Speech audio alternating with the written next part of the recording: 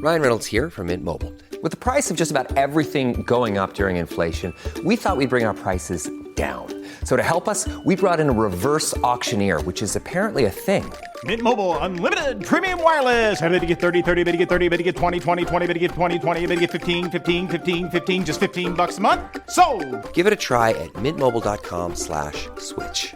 $45 up front for 3 months plus taxes and fees. Promo rate for new customers for limited time. Unlimited more than 40 gigabytes per month. Slows full terms at mintmobile.com. Have you heard about T-Mobile Home Internet Lite? Yes, Internet Lite. Someone actually thought making light internet was a good idea. What does Internet Lite mean? It means it's internet, but not full-on internet. It means when you hit your allotted data, you get throttled to dial up like speeds from the 90s. And that means you can be downloading a video game and boom, you get throttled. Nobody wants that. You want strong, fast, reliable internet. You want Xfinity. Learn more at xfinity.com/TMOFAX. Anytime Fitness is for real people with real fitness goals. I mean, let's be honest. Most of us aren't training for marathons, or half marathons, or even half marathons. Only time most of us are running at all is if we're trying to make a connecting flight. Wouldn't have been late if we didn't stop to buy a headphone dongle. Point is, you gotta be ready. You do not want to deal with rebooking. Anytime Fitness, where real people help you make real progress. Join today and get a plan for training, nutrition, and recovery. What makes us exceptional is our allegiance to an idea articulated in a declaration made more than 2 centuries ago. You know the problem with Hollywood is? They make shit. Unbelievable, unremarkable shit. Today, we continue a never-ending journey to bridge the meaning of those words with the realities of our time. And for more than 200 years, we have. But we have always understood that when times change, so must we. That fidelity to our founding principles requires new responses to new challenges. Now, more than ever, we must do these things together. This podcast contains mature content, explicit language, suggestive situations, and partial to full frontal nudity. Listener discretion is advised. Don't let your kids listen to this. Yeah, that's a good question before we get into it. Go ahead, Zach. Who's the villain in this movie? You. Outside of me. Pretty hard to separate myself from your villainy here. I didn't pick this one for non-terrorism. I didn't pick this one for peace. Let me give you a little rundown of how my day has been, all right? I got sick last night. Oh. And then I woke up early, sick, and watched Paul Blart Mall Cop 2. That's a tough morning. It's not even noon. That's a tough morning. What's the more painful part of it? The sickness or the Blartness? Oh, man. Mace, unless you caught AIDS, it's the Blartness. It's all a bewitching gumbo to me at the moment, so I can't really tell. I mean... I'm going to turn that sigh up real loud. I have to say this, all right? I love when we do Kevin James movies. No, man. I absolutely love it. There's only one thing that I loved about this episode. There's only one thing. What's that? I'm not going to spoil it for you guys right now. Okay. You mentioned something about the trivia being jaw-dropping. Oh, no. Well, I've already forgotten about that, honestly. Oh, okay. It's been swept under the rug. So, this is... You understand? If it were a rental, I would have exceeded the rental period for sure. Yeah. Oh, wow. It took you that many times to get through it. I would watch 15 minutes and then take an hour break. That sounds about right. It's like time dilation and Inception, you know?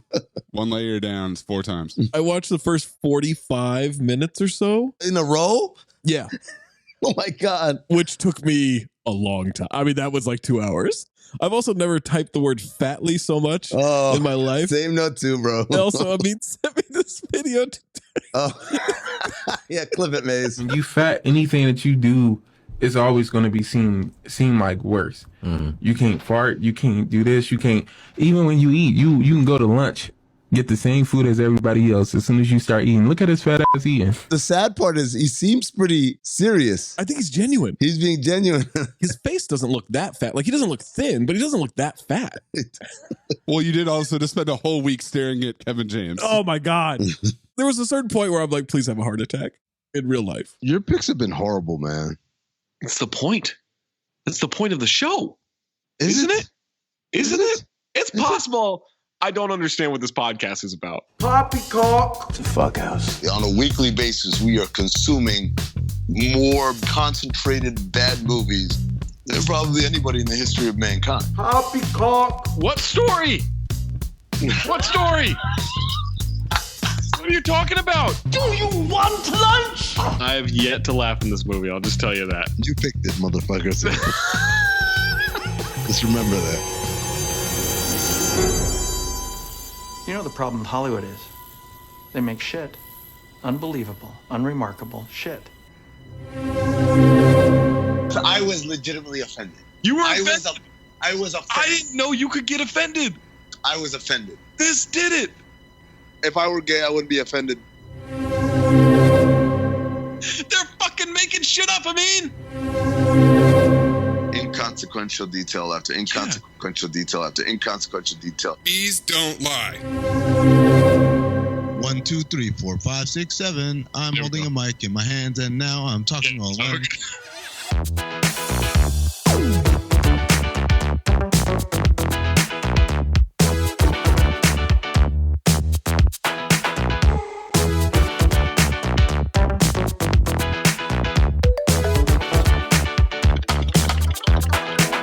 Welcome to Cinephobe, the podcast where we break down the movies you're afraid to admit you love. I'm Zach Harper. That's Amin Al-Hassan. That's Anthony Mays. Listen to us on Spotify. You have it on your phone. A lot of smart TVs have it. Apple TV has it. That's where you should be listening to us. Spotify. And leave a comment. Leave a comment. Also vote in the polls. I'm trying to get on this. I can't automate this, so I have to manually go in there every time. But Phobe or File on Amos and Andrew, we had 73% Phobe. Ooh. 26% File. I need to know who that 26%. Who had the best CT5 animals? Oh, me. Very close, but Amin. What? 25 votes. Oh. Zach, 22 votes. Me, 20 votes. Dead last. Wow. That's bullshit. Chaka, man. Chaka. Chaka carried the day. No. Top Flight Entertainment said, I'm not going to hold you. This was a bottom 5 all-time episode about Amos and Andrew. When Amin said, is this a good episode? I fucking lost it. LMAO. Love you guys. No, man, that episode's good. It's a good episode. Maze had a couple of drops in there that was fucking hilarious. It's a very good episode, but I won't lie. This week, I don't know. Putting it out there, ladies and gentlemen. If you want to skip this week, all you gotta do is get on your Segway and lock in, okay? That's all you gotta do. Serna Omar says, I don't know why, but referring to a pizza spot as a pizza parlor might be the most 20 CB shit I've heard on the pod. Thank you. That was my point. Hey, we want reviews. Leave us a review on any platform. Make sure it's 5 stars. Make sure you're checking out CT5 on the feed. Make sure you're leaving CT5 suggestions or your CT5 lists, your Phobe or File, all that stuff. Make sure you're signed up for the Patreon. Patreon.com/countthedings, where you get access to all of our Rewatchington live events. We did Land of the Lost a month ago.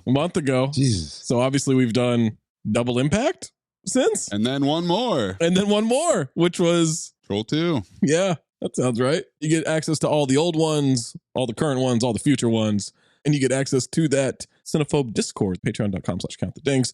If you have a submission, submit it. It just needs to be 40% or lower on the Rotten Tomatoes audience or critic score.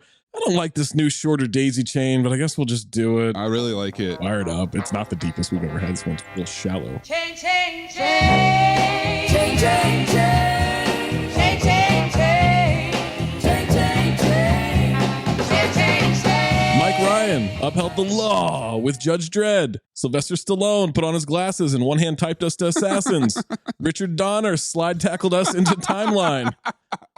Now I'm using Neil McDonough slide tackle month to get us to the 2015 action crime comedy. Paul Blart, Mall Cop 2. Yeah, action comedy. Now, I know you'd seen this, Zach, on mute before. Yeah. Maze, had you ever seen this movie? Absolutely not.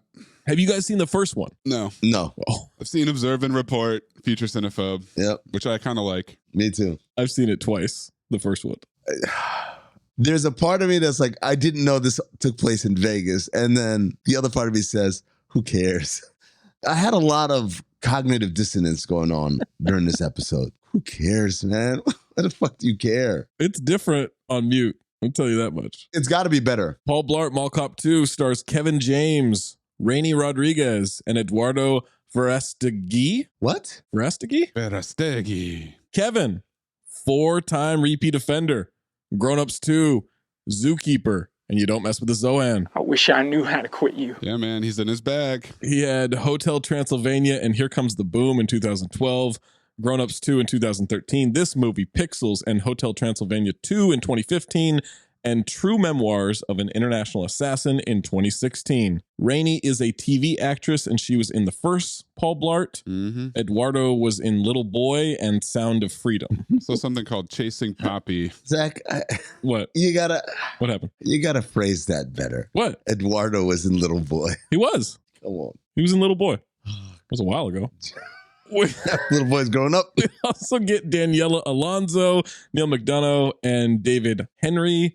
Daniela was in Black Knight, The Hills Have Eyes 2, and Dynasty, the reboot. Also One Tree Hill and Friday Night Lights, the TV show. I call her fake Eva Mendes or Eva Mendes. That's racist.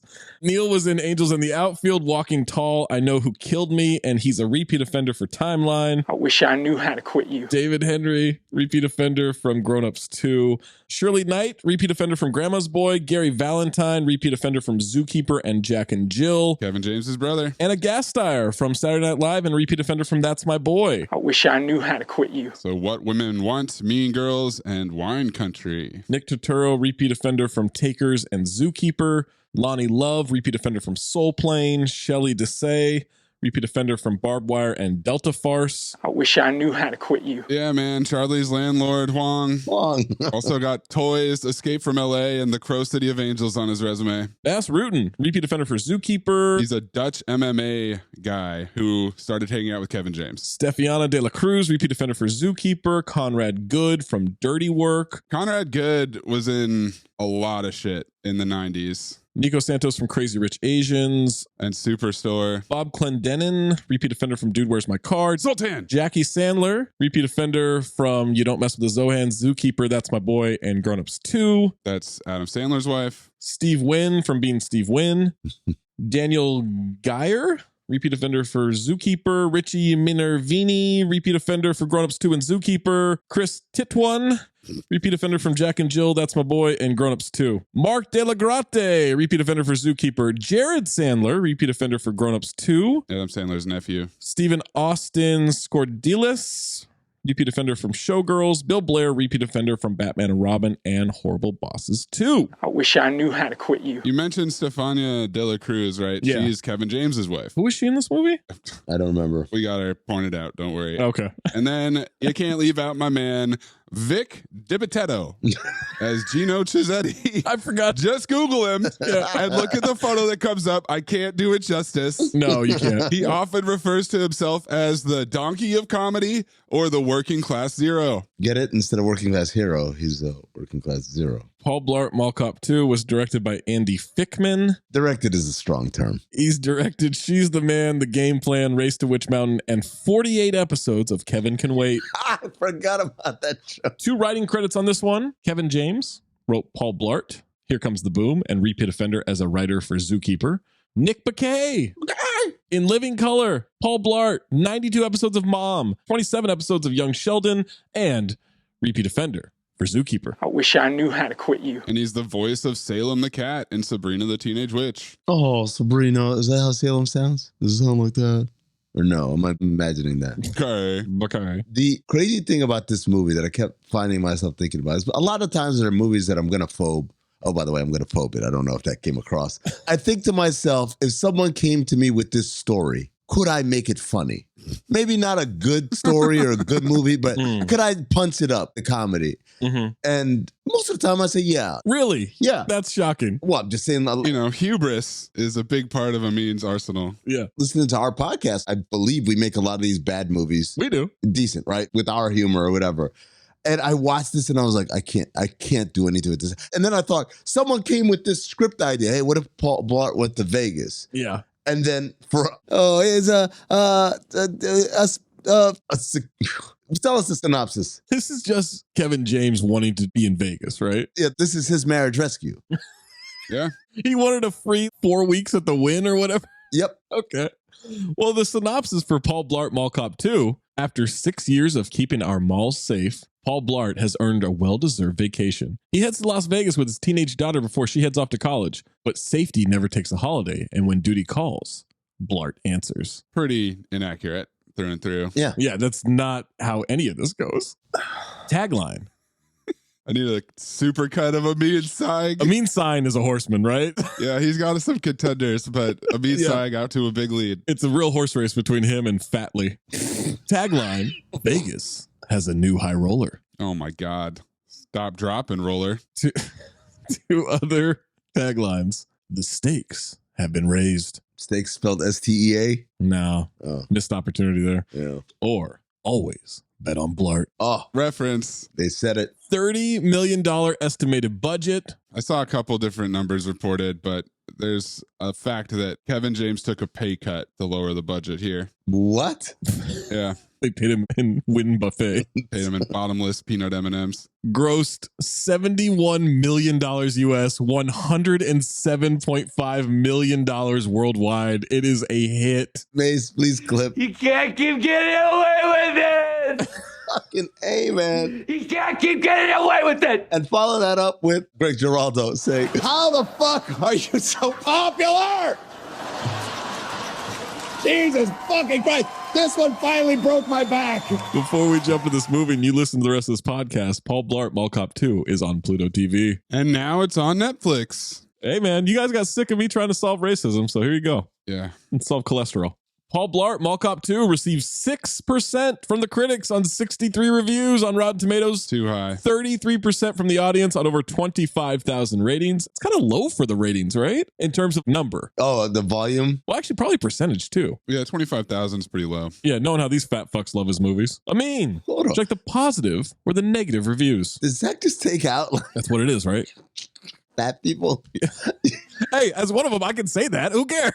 Fuck them. His fan base is just fat. Yes, that's what it is, isn't it? Isn't it? It's possible. I don't know why this fat fuck is so popular. Yeah. All I could think of is if that were the case, if I were Kevin James, I would negotiate a cut of concessions. Oh my God. Movie theaters are struggling enough, man. You can't do that. Positive or negative. I'm a glass half full of gravy, chocolate milkshakes with bacon. Somewhere Zion's like, did someone say gravy? Kool-Aid man bust through the wall. Give me the positives. Hey, John, that's weird. That glass looks half full to me. Wow. Now that you mention it, it is half full. Corey Woodruff of Williamson Homepage. Roughest wood. No wood inventory. So at the end of the day, you reviewed Paul Blart Mall Cop 2 6 years ago when you saw the first film. If you enjoyed that one, see this. If you didn't, there's your answer. That's not a positive. Is he giving us a scavenger hunt? What the fuck is going on? I don't know. Bruce Bennett of Spectrum, St. George, Utah. My name's Bennett and I ain't in it. It doesn't break new ground in any way, but it relishes Kevin James hitting it for our pleasure as many times as he can, and sometimes that's enough. Hitting it? Hitting the ground, I believe. Yeah. Oh, boy. He breaks new ground every time he falls down. Fatly. Jim Shembri of 3AW. Shembriano. A perfectly congenial, innocuous goofball comedy. It's not as funny as the first film, but it is funny enough. This chuckle-worthy little film has become subject to some of the most vitriolic reviews in recent memory. It is difficult to figure out why. It's not. Mr. Congeniality. This is the old, everyone hates it, so I'm not going to hate it. That's it. That's all he got. Simon Weaving of Screenwise. No more than an excuse for James to play out his affable brand of humor, mixing physical slapstick with a verbose running commentary of both grandiose and self-deprecating observations on life and himself. When has he ever not done that? User Mally M. 5 out of 5. Paul Blart, Mally Cop.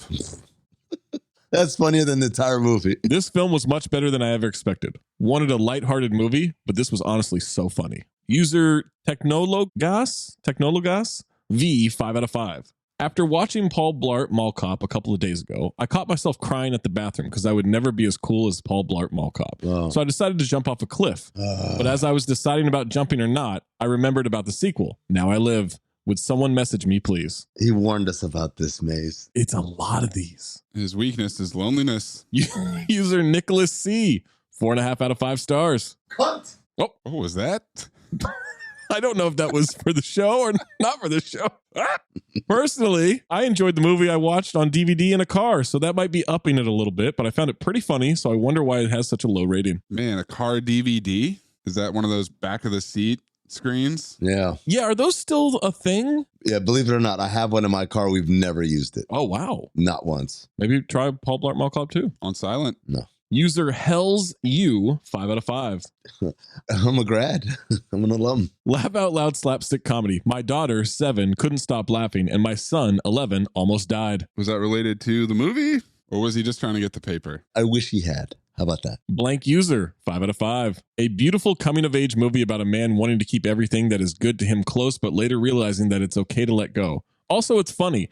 10 out of 10. Would recommend to my pen pal from St. Ford State Penitentiary. Oh my God. That would have been funnier if he spelled coming with a U. Blank User, 5 out of 5. This movie saved my marriage. We made love to it all night long, and we finally felt young again. A must-see for all ages. Let me ask you guys for real. That's a first in Cinephobe history, right? Do you think anyone's ever fucked to Paul Blart in the world? Well, you have your answer. I'm trying to think if I have. I don't think I did. That was a fucking moment of silence, Zach. Yeah. If you're watching a movie and then things start getting hot and heavy, do you guys pause the movie or stop the movie, or you just let that shit run? No, you just let that shit run. Sometimes it's a little too distracting. What? Sometimes movies. What are you watching, Tenet? You're like, hold on, I don't understand what's going on. And then Blank User, 3.5 out of 5 stars. Paul Blart Mall Cop 2 is better than Over the Hedge. Okay. That was the animated movie? Yeah, no idea. Never seen it. Negative reviews. Stop being a pessimist. This tank is not half full. It's half empty. Richard Krause of Richard Krause. Years from now, when people look up the meaning of the word unnecessary in the dictionary, the definition will be the synopsis of Paul Blart Mall Cop 2. Richard Propes of theindependentcritic.com. It just lacks the spirit, spark, and authenticity that made us fall in love with the first film. Uh-huh. What? That makes sense. It was derivative. What the fuck are you? You haven't seen it. That's a good point. You haven't seen it yet.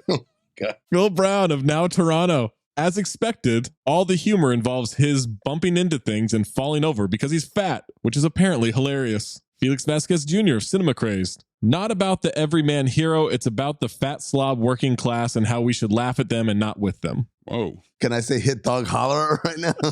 Oh, Felix Vasquez. Gregory Wakeman of Cinema Blend. Hey, he's Wakeman. He went to Wake Forest. Tom Haberstroh.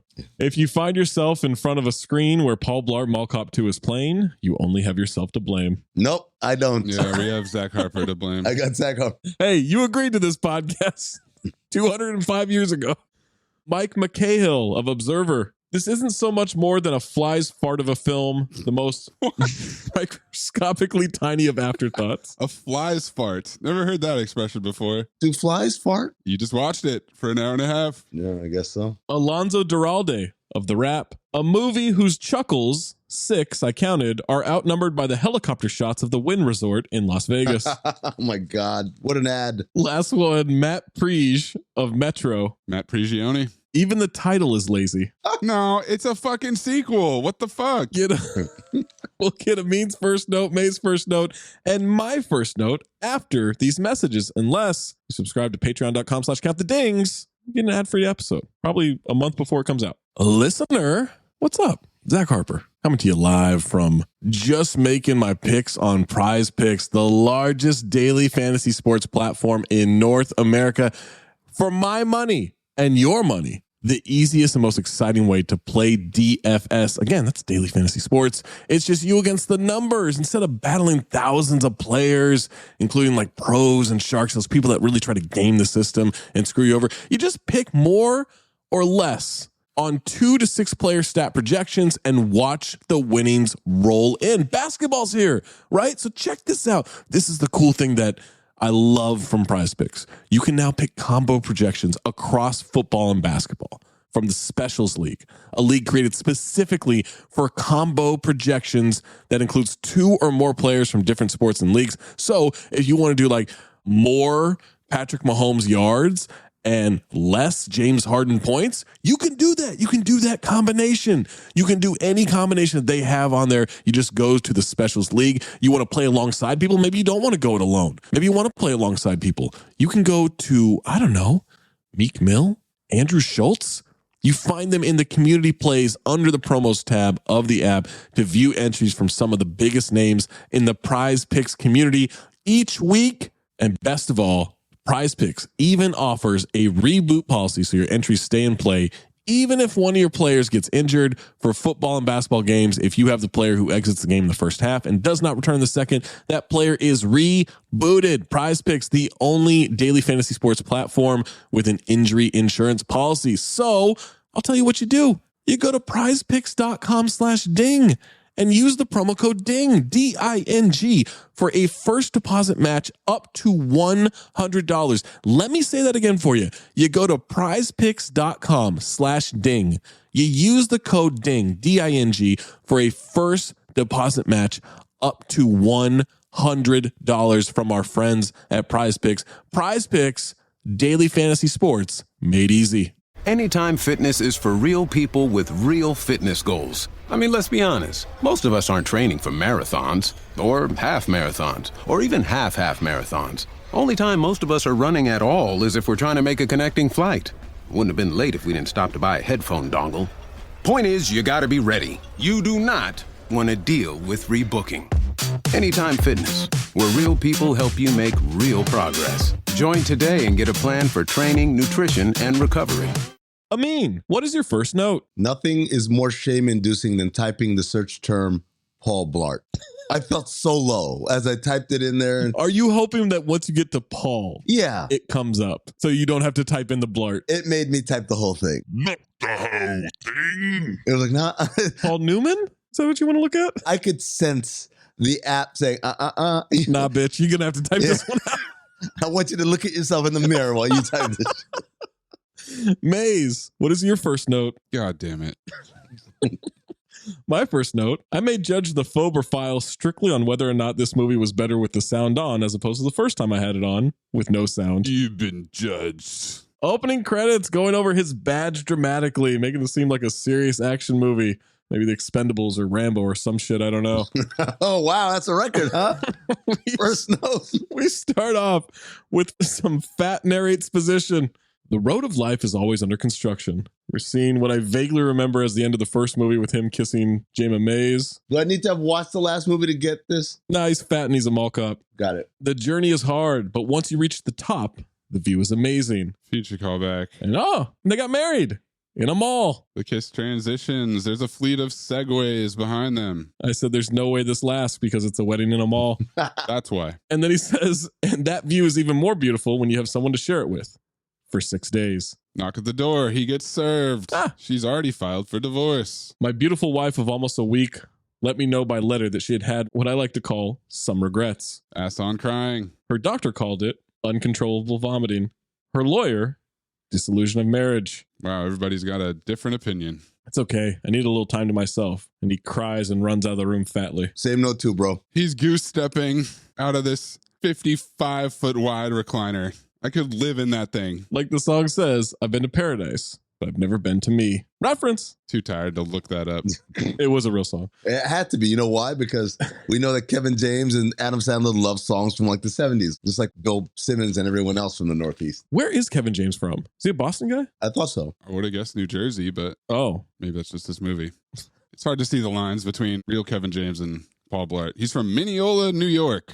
Now we have Paul Blart mall cop on his Segway in the mall doing some routine checks. Segway's a horseman. This is back when Segways were a big thing. They were everywhere. Like where birds are now, those scooters. Yeah. They were all Segways. They were trying to tell us that this was the next shit. Like everyone's going to be riding these shits everywhere. Go to a new city and get a Segway tour. Yep. I hated walking around a city and they're just taking up the sidewalks. In a fleet. Flying V. Spent the next 2 years in the sweet escape of keeping the West Orange Pavilion Mall safe. This mustache is tip out. He's going mustache first this whole movie. Something that never let him down, security. I noticed he had a maze-like radar for an abandoned child, so he stops to check on the kid sitting by himself next to the escalator. Fuck you.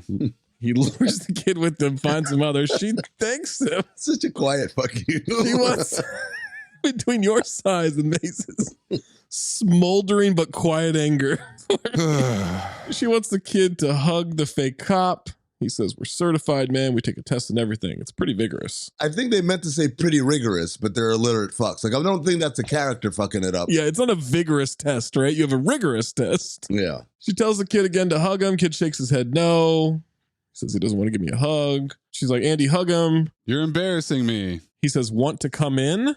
What? And kid slaps him in the face. Slaps the shit out of him. I saw white. I saw white. I'm Susan. He runs away. Same note too, bro. I saw white as well. Oh, more fat narrates position. And on the home front, I always had mom. She goes out to the street to get the morning paper, and she gets practical magicked by a milk truck. This was like Will Forte leaving the Slam and Salmon. Holy fuck, she's dead? Golden dumpster. Golden dumpster, same note too. Also, I won't lie, I chuckled at the line. I didn't even know they had those anymore. I did, yeah, I like that. 20 CB milk trucks. Yep. We get a recreation of the crying in the living room shot, this time with his daughter. Okay. Oh boy. We're going to have the same note on this, I think. Oh boy. She's 60 years old. Okay. Same note. 60. This is exactly my note. Wait, this is his daughter?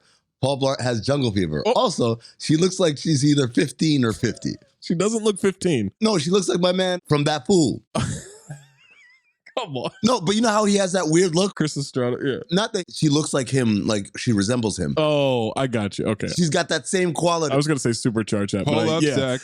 Let Amin cook. Chris Estrada is, I think, our age. Yeah. He's in his early 40s. But yeah, he looks old. They make the joke on the show. Yeah. You look like an old baby.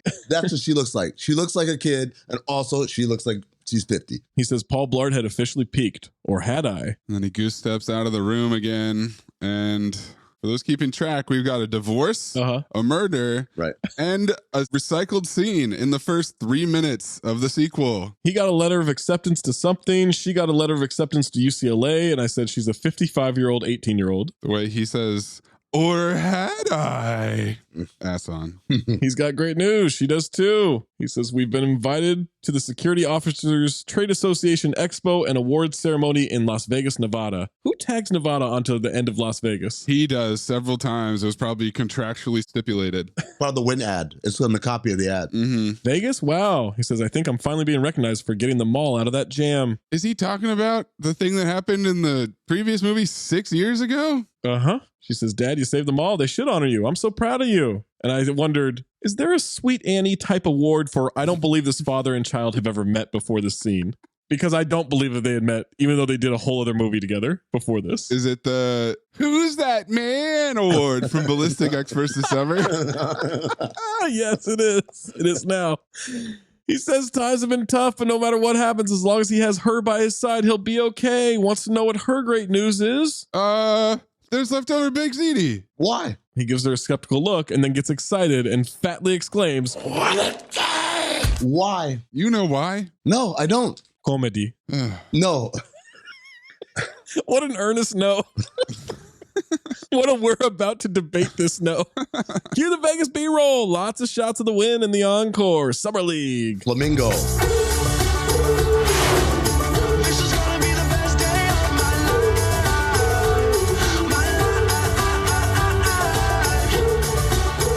Vegas is now a nine-time repeat offender. I wish I knew how to quit you. First time since Two for the Money. He has an aquarium short-sleeved button-up shirt, khaki shorts, fanny pack on as he gets out of a car at the Wynn. He's very pleased with himself. I get it. He's dressed like a typical American tourist. Bellhop offers to help with the bags he's struggling with in the car. That's how they get you. Fine on his own. Grunts lift with legs as he carries 5 suitcases at once. Fatly. We got a Sweet Annie award coming in hot with Maya waving at the bellhop. The 55-year-old teenager waves awkwardly at the guy. It was so Sweet Annie, zero tension, that the whole time I thought he was the villain.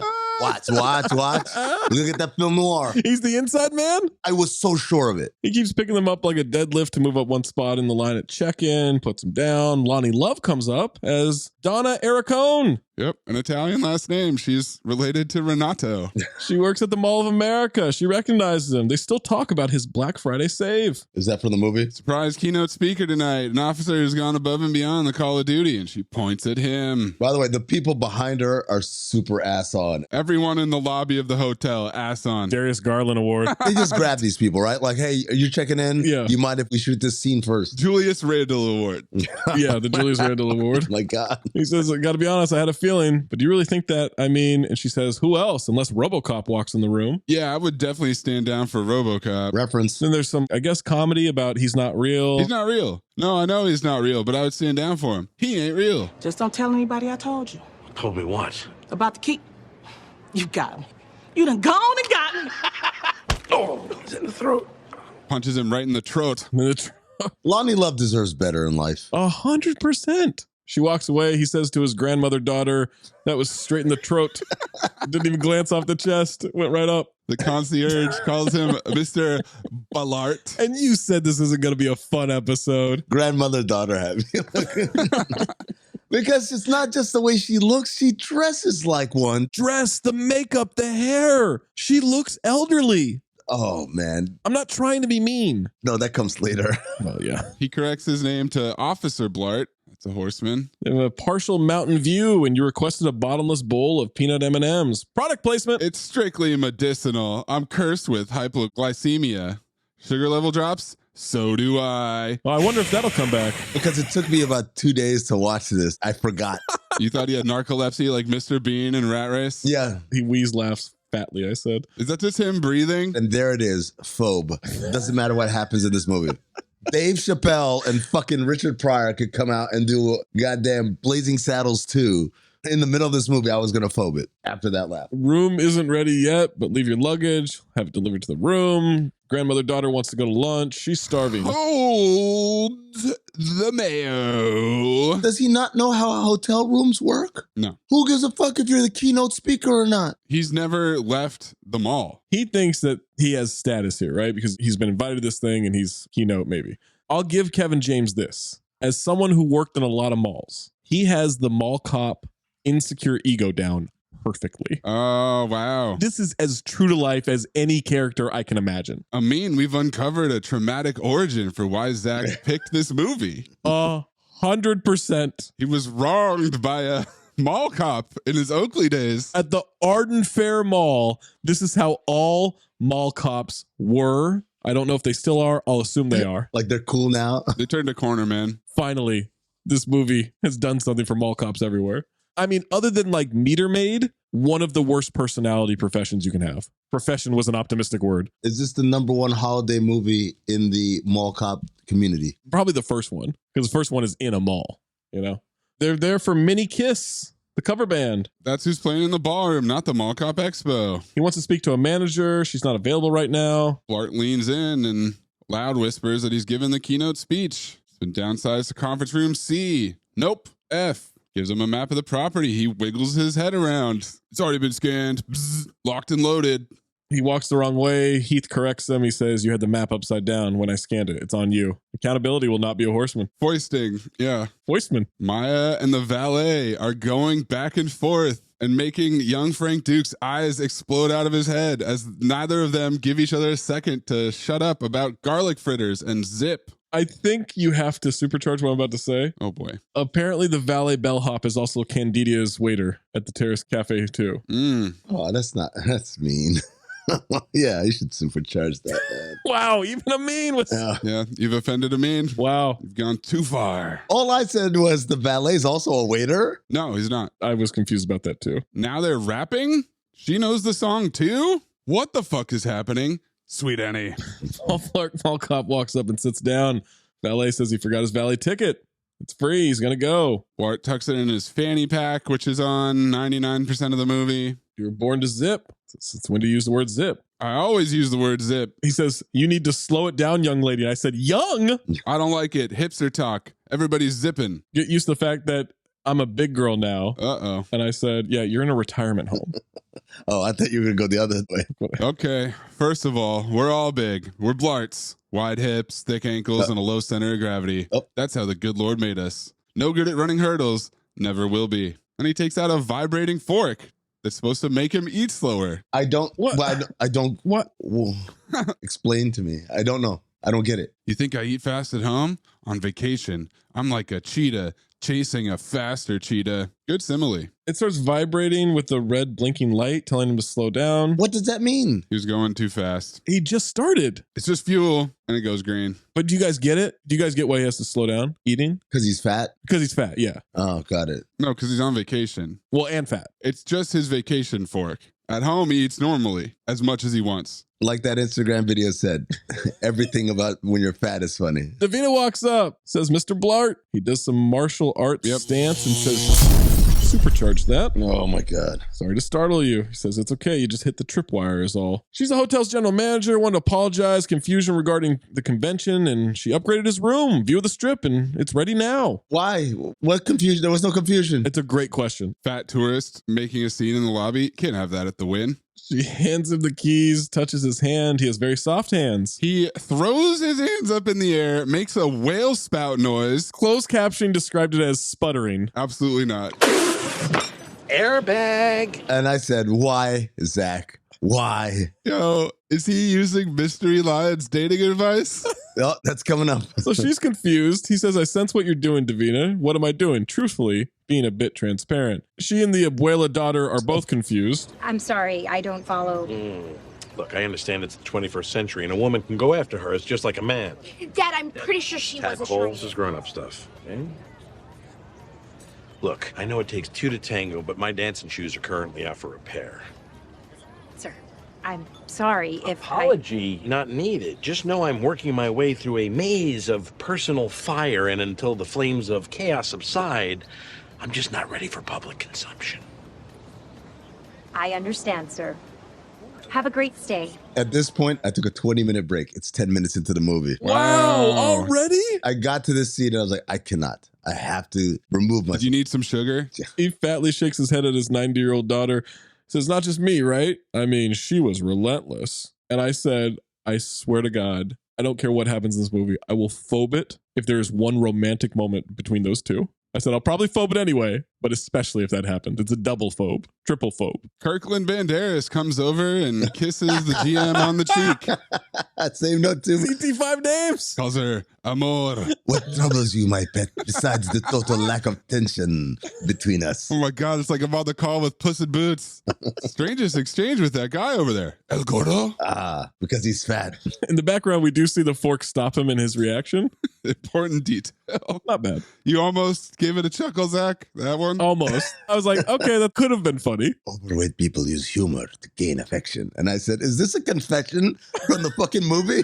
So self-aware. He did write it. You know what? That makes sense. They're interrupted. The VIP guest has arrived. Headwater stares down Paul Blart Mall Cop. Activate that daisy chain maze. We got Neil McDonough. Yep. AKA Vincent Sofel. The lighting and decor in this room is incredibly yellow. Do they make the fact that he has a black guy with him look ominous? What a weird shot. They never say his name or give him any credit. It's Robinson, apparently. I called him more or less Chestnut. You know what? More or less. All right, CT5 names is really going to have an overhaul. Kirkland Banderas and more or less Chestnut. Cutting it up. The weird eye, the ominous music, the I plan to tells me that we just met our villain and we are taxiing onto the runway. Interesting. Okay. He boarded the plane. The villain is boarded. I'm pretty sure I forgot about plot liftoff in this movie. Oh, I don't think I have it anywhere in my notes. I have one. It's depressing. Zach, you'll be happy to find that you're not the only one who forgot about plot liftoff. So did the writers. Also, next Jim Carrey, not happening in this movie, dude. Everybody's washed up. Here's the inherent problem with this movie, right? Well, there are a lot of them, but the quote unquote good guy is entirely unlikable in every way. So I don't know who I'm rooting for. Like, what's the end game with this movie? Who is supposed to be the one that I want to win? What is this, Spence and Ballers? I mean, it's undeniable based on his robust box office portfolio that Kevin James is always the hero. Yes. Not in this movie. He's the king of queens. It can't... God damn it. Zach, it's the fat people, man. That's who it is. I just had that scene in Parks and Rec where they find out they're putting a paunch burger. Future home of Paunch Burger. Start drooling, fatties. Look, the deal was that both of us had 3 months to get our proposals together, and then we put it up for a vote. We still have 2 weeks left. Yeah, that's true. However, here's the problem. Turns out I don't care. You can't stop this train. Make all the ruckus you want. By the time this all gets cleared up, the people will be frothing at the mouth for that beef. Oh, sweet. New Paunch Burger. Their burgers will kill you. They're full of wasps. Yeah, but they taste real good. Yes, they do, sir. All right. Neil says you guys took me for a lot of money on my last visit. I hope you're able to turn that around this time. Oh, I plan to. Blart doesn't know how the room is an upgrade. He's going to take the rollaway bed. They argue about who's going to take it. It's his convention. I once fell asleep raking leaves. She walks out in the worst bathing suit I've ever seen. Is that what that is? How is it any different from the dress that she's wearing in the photo you sent before? For sure. It looks like she turned it inside out. That's exactly. It is actually. I didn't notice that. That's the same fucking thing. Yo, she's got the same color scheme as my mom, dude. My mom exclusively wears purple and light blue. He says, "Thanks for telling me Victoria's Secret. What are you wearing, young lady?" Young? It's a non-flattering bathing suit. Maybe for an elf. Decorum. Decorum. She's going to hang out by the pool. He says, "Not in that." She'll go exploring. Let's go through the hottest, pepperest spray pepper spray inventory. Extra phone battery, flashlight, pepper spray, pocket knife, keychain window smasher, baby road flares. Yes, I've got it all. MacGyver. He hands her a walkie-talkie, sets it to monitor so he can hear everything going on. Security is a mission, not an intermission, she groans. So did I. Same note too. Cut to Vincent's room with all of his underlings. Let's see if I bankrolled the right NSA agent. His bad guy dialogue is some of the worst we've ever had. That's not what he said. He said, "Let's see if I bankrolled the right exposition." There are a bunch of crates. Robinson unfurls a futuristic laptop. A swordfish amount of on-screen jargon on that screen. Oh, yeah. That was like the laptop version of Hugh Jackman's rig. Yeah, the hacking room. Or JP's rig, I guess, from Grandma's Boy. Ooh, top 5 rigs. Knock on the door. Security comes in saying there's a complaint about the noise. Lots of tense looks. That's why we have you, Hank. Film noir. Nice suit. He's Clive Owen. He's one of them. They mock his uniform. Hank, not Hank. Hank. Hank. Yeah, Hank with an E. Well, he's Dutch. You don't want to know what I had to do to get the real deal? He says, "No, I don't." We need exposition. They moved several of the pieces in the last few days. 13 MacGuffins on the map. In and out in less than 9 hours. They sync their watches. Synchronizing watches? 20 CB? Very 20 CB. Sony product placement. But how do you sync a digital watch? They're all tied to satellites, right? Yeah, we don't have to sync shit. It just happens. Not a damn Apple product in this movie, by the way. Yeah, Sony and Wynn took care of it. The operating system on the phones they use. Oh my God. Woof. That's one of the worst things I've ever seen. Woof. Paul Blart walks up to a craps table. What's all the hoopla, friend? They're hyping up the roller. He's in a play despite not knowing how. That $60 really hurt him. Ass on for everyone at this table. He asked the waitress how much for a root beer. It's complimentary because he's never left the house. Root beers around the horn. Just one. Just one. Fresh horses for my men. He says he doesn't know how to play, but Lady Luck's been in his corner as of late. And I said, wasn't your mother just hit by a milk truck? No. Because he got a letter to leave the house and go to Vegas from Steve Wynn. Fatly. All right, yeah. Orders the root beers, places bets, roller craps out. He's put down $145 total. I've never heard them say, No, never. "You need to give me more money." They would never do that. And they would never tell you where to bet. Maybe people at the table might. Yeah. But not the fucking, I don't know, Wrangler or whatever it is. You think Steve Wynn caught that in the test screening? Spoiler, there was no test screening. They start yelling disembodied voices. Loser! Fat guy ruined it. Oh, man. You suck. You know how bad it is for even the disembodied voice to be ass on? That means pouring out a root beer for the disembodied voices. For real, man. He gets his root beer and chugs it fatly. 4 seconds flat. It's in a big ass mug. Where's root beer served like that other than on the side of the can of A&W? Not even when you ordered the can and have a mug, it's only served like that on the can. Mm-hmm. He's trying to hide outside as he sees Abuela granddaughter talk to the valet. Yeah. He's checking out baggage. He's talking to a couple. This is a horseman, him trying to hide and creep around and be subtle and shit. Oh, good. Here comes his brother, Gary Valentine, with fake teeth and hair. Oh, my God, this hair. Saul Gundermutt, head of the Security Officers Trade Association. Loose Pinnock? My note. Wait, is that his talentless brother? Yeah. His brother is actually quite good in this movie compared to him. Yeah, I was going to say, towards the end of the movie, I do an about face, and I apologize for calling him talentless. Wow. We might have a rhinestone parent situation between him and Anna Gasteyer. Oh, man. Saul comes up. He has him sitting at his table tonight. Paul Blart Mall Cop is so excited. He's heard rumblings about the keynote. That's right. Nick Pinero's giving the keynote, and Paul Blart is crushed. Nick Pinero, those were the rumblings. Terrific. Here come Pinero and Chisetti, a.k.a. Nicholas Turturro and Vic DiBitetto, who immediately vaults into the lead for Ass Off. Who? Vic? Vic DiBitetto. No, man. Vic is fantastic in this movie. Hold the applesauce, hotshot. I heard of you. I said, of course, let's complete the roster of flunkies. Whoa! It's everybody's brother, wife, or girlfriend in this movie. Everyone's pretty much named after their name. Yeah. Nick Turturro's Nick. Eduardo's Eduardo. Jared is Jared. Maya is Maya. I mean, it's the Larry the Cable Guy formula for a reason. Yep. Gino is just wearing an undershirt. This guy's on vacation in Vegas. No, Mace, he's at a work function in Vegas. He's not on vacation. Isn't it both? What is it? Is it business or pleasure? He's there for work. Dude. Vic DiBitetto.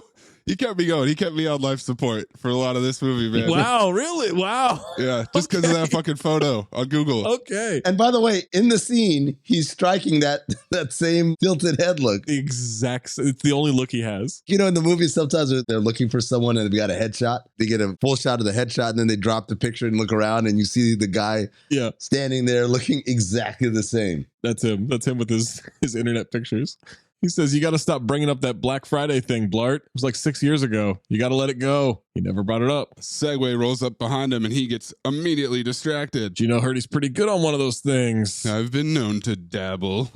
The guy says, actually, so you can't. I'll need a valid driver's license if you want to take it for a test drive. He says, I'm all access if you peep the laminate. Too late. He's already swerving around, does a squat and a spin. He's wiggling like a fiend. Is this a continuation from the first movie? Him fucking around on yes segways and doing tricks and stuff? Absolutely. Okay. He's wiggling like a fiend. He's doing loops around the guy. Humming a lively rhythm, according to the captions. Still going to need a valid license, though. Backs into the valet area. A Sprinter van stops short. Then he keeps backing up. He clips the car and falls. First fall of the movie? Yep. Ring the alarm, Maze. Are we counting these again? We sure are.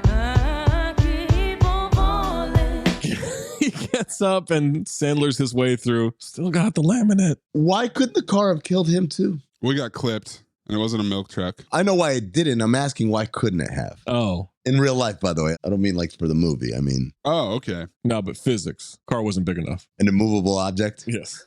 Yeah. Cut to him housing some peanut M&Ms on the rollaway. Maya says to get checked out. My body's fine. It's my ego that took a hit because he's not giving the keynote, guys. She says you should call a cop because you got robbed. Sweet Annie. Oh, what is it? Who's that man? Call a cop because you got robbed. Technically, I don't need a cop. It's a figure of speech, Danny. They have a meet and greet in 15. I love this big upgrade room that's pretty spacious, but has everything in one little corner. Mm-hmm. Emptiness all the way up to the window. He tries to get up, says he was wrong. His body does hurt. Lactic acid. Maya's going to take a bath to rest her arthritic joints.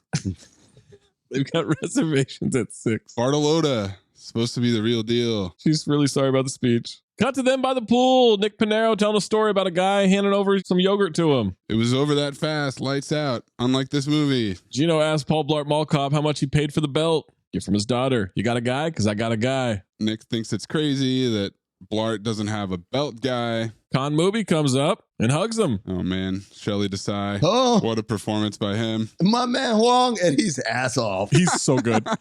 It's been a heck of a day, and that embrace certainly helps. So he gets another hug, and then he kisses Paul Blart Mall Cop's shoulder. Tension. Time to go. Security Expo. Time for an Expo montage. And we're gonna need a montage. Ooh, it takes a montage. Rocky had a montage. All the latest in mall cop gear. Big sticky mess. The texture, the consistency of the glue foam. It's definitely gum. So gum-like. Wonder if we'll see that again. A lot of Lonnie Love twirling a nightstick, gun that shoots marbles. Is that the tactical vest from Oakley, Zach? No, not quite. It's close, though. Sonic taser that renders your assailant incapacitated for 5 seconds at a time. Saul's going to reveal a prototype tomorrow at the luncheon. A gyro performance vehicle. He looks in the curtain.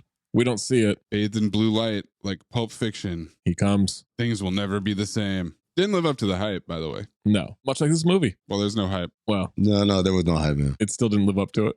Maya's looking at her UCLA acceptance letter, which she brought on vacation for some reason. Sure. For motivation, character development. Gets a text from the valet to go to the pool bar. I'm thinking, see, here it goes. This text interface. Oh my God, that operating system. I had no idea what it was. I didn't know if it was a text. I didn't know if he was updating his AIM status.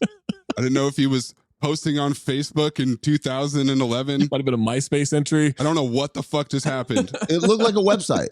I thought she was on his website. You know, like the Meet the Team? Yes. Like the little profiles. Yeah. When he does the next one that's like up for a party and it's the shot of the room number, I was like, what the fuck is this? Is that a picture of the tag on the door? I don't know what the fuck is happening. Mace, I think you asked earlier who's the villain in this movie. I did. Wait. This guy, he's a villain, right? The valet? Yes. What's his end game? He's a predator. He has to be. Or he's going to Chinatown. One of the two. Too soon. Any idea what bus I take to get there?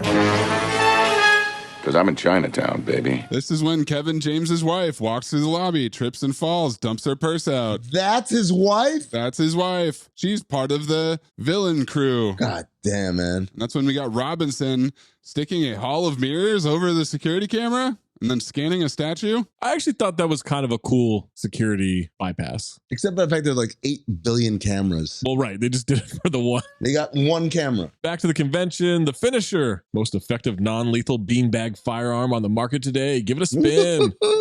Yeah, that's what I call my beanbag, the finisher. Paul Blart Mall Cop goes to a little practice range at the booth. Misses badly twice. He shoots fatly. Deep breath, laser focus, predator. He shoots fatly and misses twice again. Says the adjustments are off on the site. No accountability. Foisting returns. Foisting intensifies. Eduardo Kirkland Banderas comes up. He starts expositioning. Paul Blart starts expositioning about coat colors. Kirkland Banderas. Zach, can you read this? I'll read it, but you got to supercharge it. Oh my God. I guess they don't. You is the real. No, come on, man. It's like, I guess they don't trust you with the real stuff. They don't trust you with the real stuff, huh? Supercharge mine, but don't supercharge this. No. Pleasure to meet a fellow brother in arms. Hierarchy of coat colors, as you said. You're wearing a polyester shirt with Spanx underneath. Yep, good catch. Kirkland Banderas, as he saw him admiring the non-lethals. He sounds like Mateo. Lethal and poisonous. Just be careful, everyone. Okay, let's relax. Mateo! All right, there you saved it. You saved it. I distracted you. You looked over your shoulder. Admit it.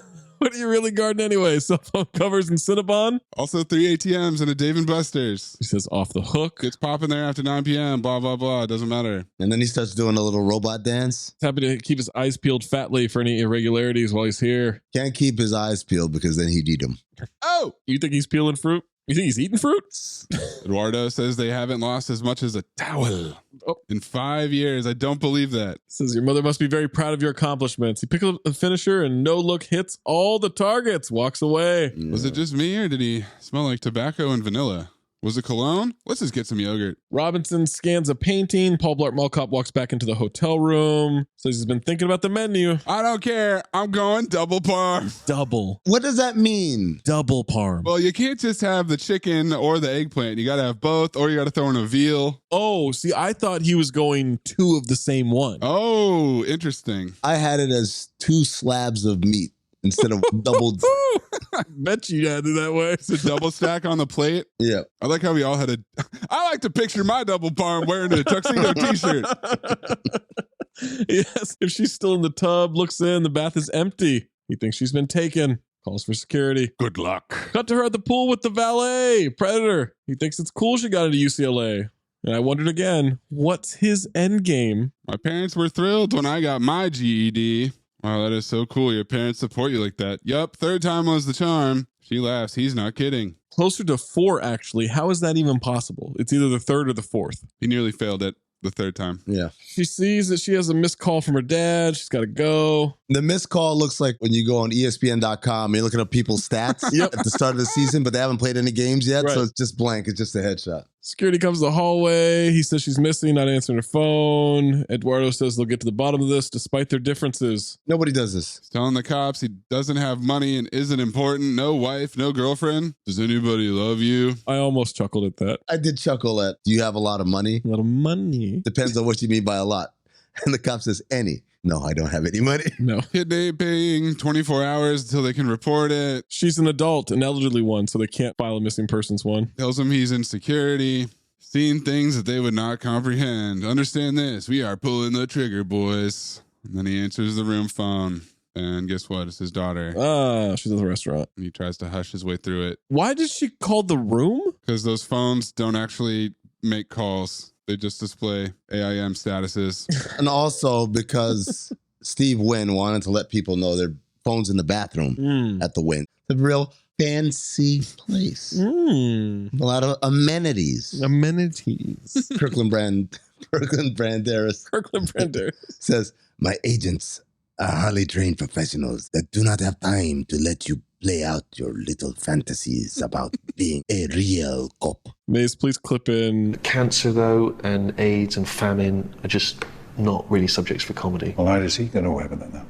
We don't know. He notices the UCLA letter in her robe on the ground. He then meets her at the restaurant. She says she ordered his favorite. And I said, what's his favorite? Everything? This is our Sean Astin digging a pool unbelievable moment award. I set the record for those two because there's a lot of them. There was salad on the table. Well, he says, I've lost my appetite. I said, CT5 liars.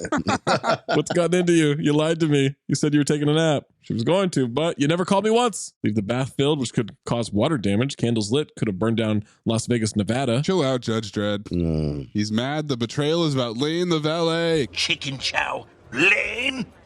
Dad, people are looking. What happened to her, Maya? What happened to the pristine girl who could never tell a lie? What happened to my little George Washington? George Washington? He could never tell a lie. He was full truth in a powdered wig. George Washington. Has he washed that fork? No. Or is it just in his pocket always? It vibrates and shakes off all the germs. Another piece of interesting 20 CB is the concept of George Washington not being a liar. That used to be in everything. I cannot tell a lie. Absolutely, yes. The cherry tree, all that shit. And I haven't thought of that. That and Abe Lincoln with the log cabin, right? Yep, built the log cabin with his own two hands. He says he's a highly trained security specialist. You can't expect to keep secrets from him. He wanted her to go to Central Jersey Applied Technical Junior College. What a bum. He wants to go to UCLA. He wants her to go to CJA TJC. What a bum. He's so unlikable. I am begging for a traumatic heart attack death in front of his child in this very moment. That would have made the movie a file. Wow, so both of you have wished death upon him already. So many times. We're 30 minutes in. I wish death upon Kevin James, to be clear, not Paul Blart. Zach, are you at that level? Both, for sure. For sure. Yeah. But then we'll never get Here Comes the Boom 2. We're not even getting number one. It doesn't qualify. Here Comes the Boomer. Who's that? His daughter. She's not that young. California's too far away. She says he could come visit when it's cold in Jersey. Of course I can. When I want some smog on my earthquake flicks. She decided she's going. Decision overruled. Judge Blart now in session. You betrayed the law. He bangs the table. Dinner rolls go flying. She stands up. She says, I know you lost a lot lately and you're scared. He's chewing bread. But what you're doing right now is so wrong. I'm going to UCLA. She storms off. He lumbers after her and then he high knees, quick steps on the stairs. Dine and ditch much? She just secured ass on with that little speech with her young old ass. He runs into Saul and Anna Gasteyer, his wife. He says, I want you to meet the wife. And I can tell you this. People who say the wife or the girlfriend are the trashiest, dumbest people in the world. It's just science. It helps when they're dressed in a pink velour tracksuit and she's got the Fat Tuesday already. The hand grenade. Anna Gasteyer, ass off, man. I love her. She's completely ass off. She's cooking. Yeah. I fucking love her just in general. Exactly. She's so good in this movie. Their kid went to college last year. It was just as depressing as Idaho. Golden dumpster. Silence was unbearable. House like a cold tomb of loneliness. I would get so sad. When you would leave for work, I would just fire up the Sarah McLachlan and walk into her closet and smell the sweaters that she left behind. At least I have this little angel to get me through. Can you imagine trying to get through it alone? No, I couldn't. Could not. Could never do it alone. Paul's crushing depression right now is fueling me. It's giving me a little bit of life because I'm thinking, what if he kills himself? Are you Colin Robinsoning this thing? Straight diesel fuel in the tank right now for Zach Harper? Can't wait to meet your wife. He's like, oh yeah, that'd be terrific. Vegas, baby, let's hit the tables. Have her call me if you wanted to get her nails done or whatever. Or some shit, I don't know. She's some shit in this shit. How many of these fucking expos do you think she's been to? 25? Oh my God, I hope he blows his brains out. His fat brains, I wrote. Time lapse of him going up the stairs, crying as the world zooms by around him, like Accepted or that Madonna music video. They do a great job of blurring out every other casino. Oh, absolutely. Blarting out. Blarted out. Robinson informs Vincent they upgrade the lock on the Mr. Van Gogh to the dual control. Who informed Vincent? Robinson. Oh, you mean more or less Chestnut? More or less Chestnut. Sorry, yeah. You said the upgrades weren't scheduled until tomorrow. Security email said that. Guy on the inside supposed to alert him. The security email? Yep. The fuck is a security email? Not a thing. Need to disable both of these locks at the same time with a thermal lance. Jargon. They're going to switch out of the pieces before the rest. Focus on the Van Gogh last. It's number 1 on the buyer's exposition list. We're not leaving without it. They say Las Vegas, Nevada has the best security in the world. Well, we're about to find out. Bring me your guy on the inside. Vincent Sofel came in 3rd place in a heisting Las Vegas competition in 2007. Now, Steve Wynn's ready to open up his door.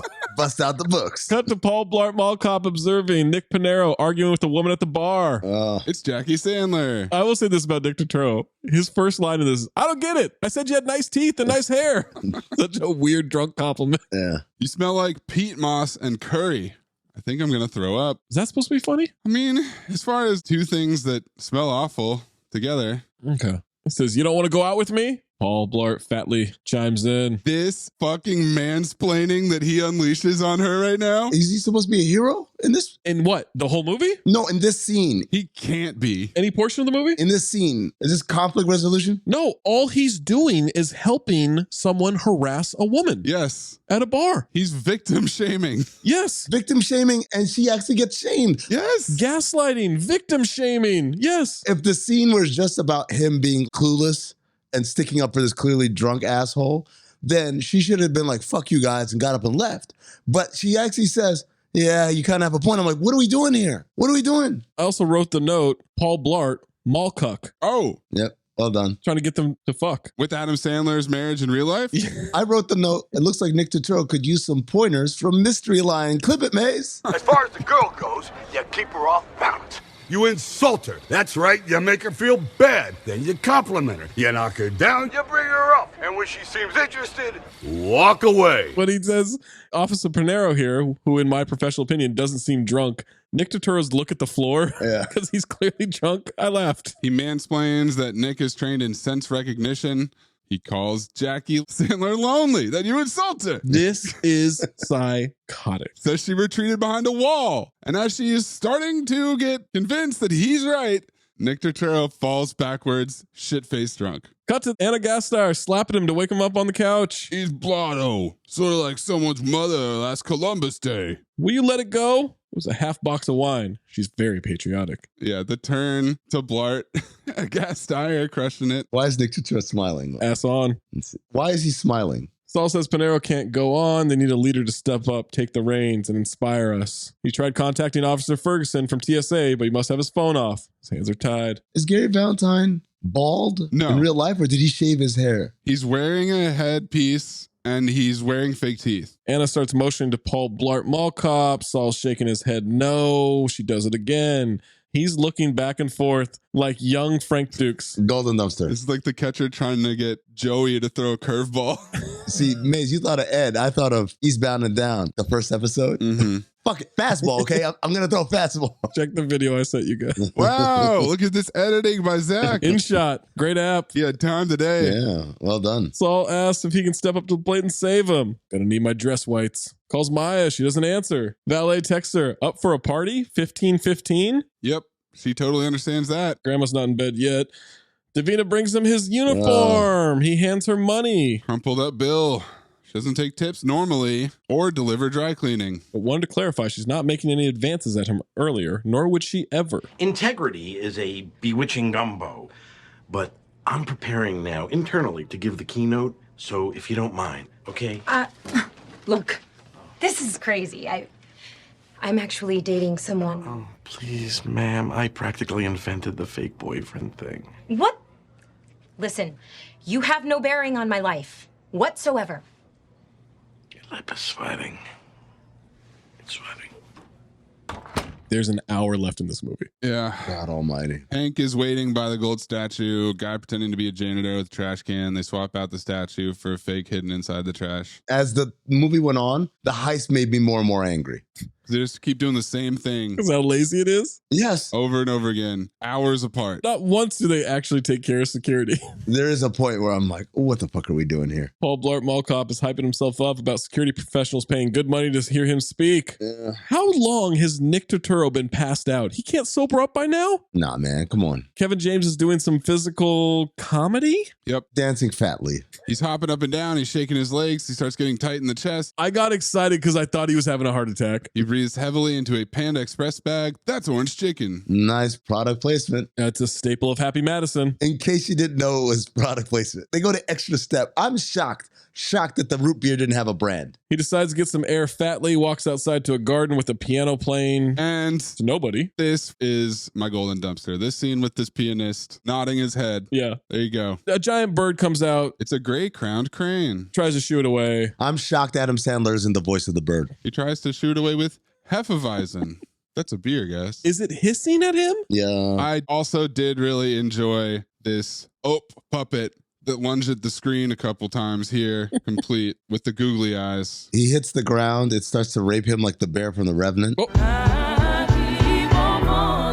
Whatever physical comedy is happening, I hope the bird kills him. They cut back to the pianist smugly smiling. I did smile when he punched the bird, not because he punched the bird, but because the sound effect sounded like he was punching a person. It's a packing him left and right. It walks away. He dusts himself off, says, "Thank you for all your help." Yeah, and the guy's smiling through it all. Guys, did you recognize the smiling pianist? No. That's Toots Thielman. Saul finds him, about to announce him. He calls his geriatric daughter, but she doesn't answer. Cut to Lane's party. He's friends with the housekeepers. This groomer is back applying alcohol to minors. Mm-hmm. This highly unlikely scenario where he would absolutely get fired and all of the maids would get fired. I cannot believe that Steve Wynn let this happen on his watch. What? He got her a present. She tries to listen to the voicemail with her ass on. I believe it, Maze, like an old lady trying to figure out how to work her phone. No. Her pretending that she couldn't hear the voicemail in the room, so she had to go in another room. Well, she never hearing it in. Didn't buy it for a second. Oh, I just saw the bird. Oh, that bird. I gave that bird some consideration for a CT5 animal, man. Time for the speech. Saul says he knows they're here to see Nick Pinero. Crowd groans when they find out the different speakers coming up. He says, "I know, I'm disappointed too." I thought no one knew who the keynote speaker was. Well, rumors have been flying. Yeah. I'm sure people at that point know. Oh. These mall cop portraits up on the stage with him are ridiculous. Ass off. There's real fake tepid applause for him. Clip the whole speech, man. Do we? Do we have to? Yeah, I don't want to say it. Clip it, don't clip it. He's winning them over with this whack-ass speech. That was my note. But it is perfect because, again, mall cops, horrible, insecure people. Is it warm in here, or am I ordering my next uniform from Rochester, big and humid?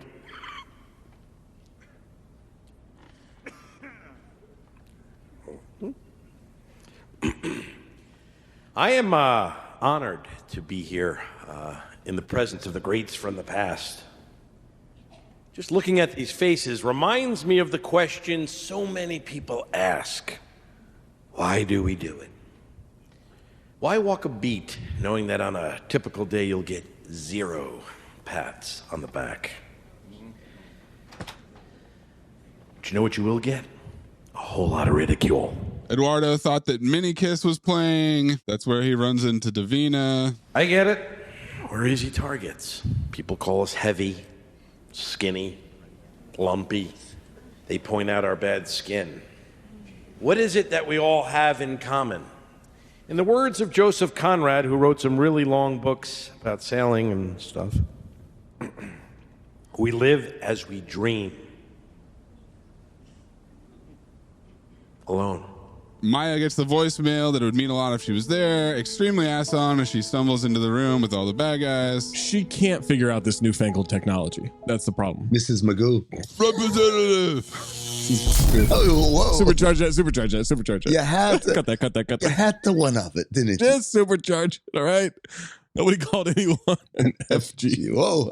Oh, that's even worse. Whoa, supercharge that too. They've got a gun pointed at someone. She tries to run back to the speech. Yet when people ask me, why do you do it, I have to laugh. Because they think I have a choice. I don't. I, like you, didn't choose security. Security chose me. Maya is eluding this henchman like Lil Leia, Amin. Dusting Flea in the woods. How does she somehow walk into someone else's suite? What is the layout of this high roller suite? This is the access hallway from the Matrix. Why is this dude being held at gunpoint? Is this plot liftoff? What the fuck is this movie about? See, Steve Wynn likes to make access tunnels from all of his high rollers' rooms to each other to facilitate orgies later on. Her ending up in Vincent's suite is Sean Astin digging a pool. But don't worry, we're going to have more. Back to the speech. He still won't shut the fuck up. Every morning I put my pants on one leg at a time and I slip on my soft-soled shoes and I hear the same calling you do.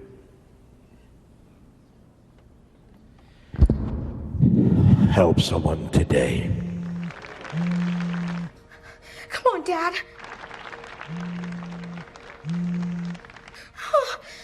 Help someone today. Sounds easy, doesn't it? But if being a security officer was easy, anybody could do it. Anyone can do it. Takes a certain breed. Someone who has spidey senses when things are going wrong. Oh, sure. You meet all kinds of people in this line of work. Your shoplifters, your pickpockets, your freeloaders, stealing a nap in a Brookstone massage chair. The worst. Then there's the old lady. Can't find her car in parking level F because she doesn't have a car. And there is no parking level F. It only goes up to D. And all of a sudden, you're asking yourself, why do I do it?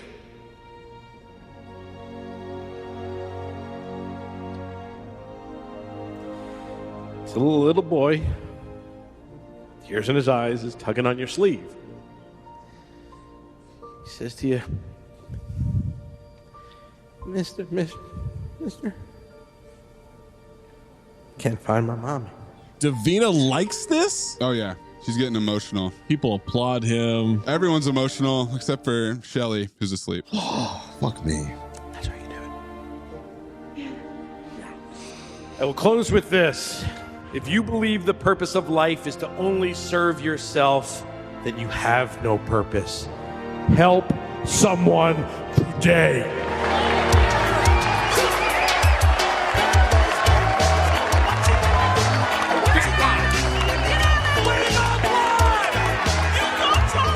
I said Davina likes this quote. Why is it taking so long for the henchmen to find her? She's not running. They're not running. They're not trying at all. She's in the bathroom, talking loud. Screaming into her cell phone. Talking very loud and fat. The only way it could have been better is if she put it on speakerphone because old people can't use a regular phone. He calls Maya back. She needs his help. She saw something in the presidential suite. Says it's someone trying to intimidate her. It's all bark, no bite. He tells Maya to use her pepper spray, and she promptly drops it. She screams they're coming for her. He says, oof, misread it. What? Goon kicks in the door. Vincent walks in. Paul Blart Mall Cop asks her what's happening. Vince gets on the phone. Who is this? He tells him that he's got a very particular set of skills. You don't know who you're messing with. After he gives up his first and last name, there's the old Hendrix brain, and exposes that it's his daughter. /grandma. Wow, you don't know when to shut your mouth, do you? If you decide you need to get the real cops, attempt to track the cell phone, or make any attempt to come after me, oh boy, I am so crazy. I'll put you and your daughter in a world of pain. I said they're going to have to watch this movie. Why is he TGTing right now? I said about to get some TGT from Paul Blart Mall Cop. That's my next note. First off, Payne is my co-pilot, so no problem there. And second of you running faints and slides on the ground. And fatly, I'm going to say, because in the scene where he's fighting the bird, I gave him 4 falls. Yep. Now we're up to 6. That sounds right. Is this plot liftoff when he face plants into the ground? But this is the crazy thing. As far as Paul Blart knows, they're holding my daughter hostage. As far as the daughter knows, I walked into the wrong room and maybe someone had a gun, maybe they didn't. Nobody knows about the heist. Why is this guy escalating this shit? Just give him his goddamn daughter back. Oh, you don't think it was well written? Damn it.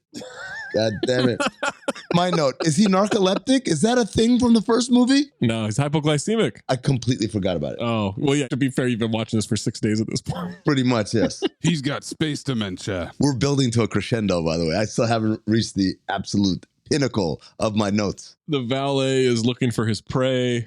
None of his friends question why he's trying to take this old lady to Chinatown. Hey, have you guys seen Maya? Who? Who's Maya? Oh, this girl looks like she could be 50 or 50. Supercharged that. What's supercharged about that? That she's supercharged that? Oh, I don't know which one. Supercharged. Damn it, man. San Diego Superchargers, San Diego Chargers, San Diego Superchargers, San Diego Chargers. Lane goes through the same access hallway. Got to clear this place out. The location's been compromised. To the villa. Paul Blart Mall Cop starts coming too. He sees a little girl with a dripping ice cream cone. No, when you say coming to. Paul Blart Mall coming too. This scene. He crawls over to her, says must get sugar, positions himself under the cone, and gets absolutely bukkakied by this ice cream. Pepto-Bismol drip. Golden dumpster. In and around his mouth. This is arguably the worst visual in Cinephobe history. Lapping up. He doesn't get an extra fall here because he never left the ground, just in case you were wondering. It works, brings him back to his fat feet. But not full strength because he staggers. He fatly sneaks into the room, goes around bingoli. Oh man, they are really calling isolation for Kevin James here. Jesus Christ. An empty hotel room. He's dancing around. It's like watching an Instagram video of that Geo Wise kid try to dribble and play basketball. Like watching a hippo do ballet. They're locked in the bathroom of the villa. She thinks they're stealing the art. He got her a light up snow globe? It was that or sunscreen. That's a creepy fucking gift. For an old lady you don't know? I guarantee you they have more at Steve Wynn's gift shop. Lane, how dare you reduce their selection? Paul Blart Mall Cop finds her pepper spray, then sees a body behind the door, delivers a straight right to the stomach. I actually laughed at this. This is a golden dumpster. Chinatown. He hits that old maid down to Chinatown so easily. Oh, sweet mercy. Oh my.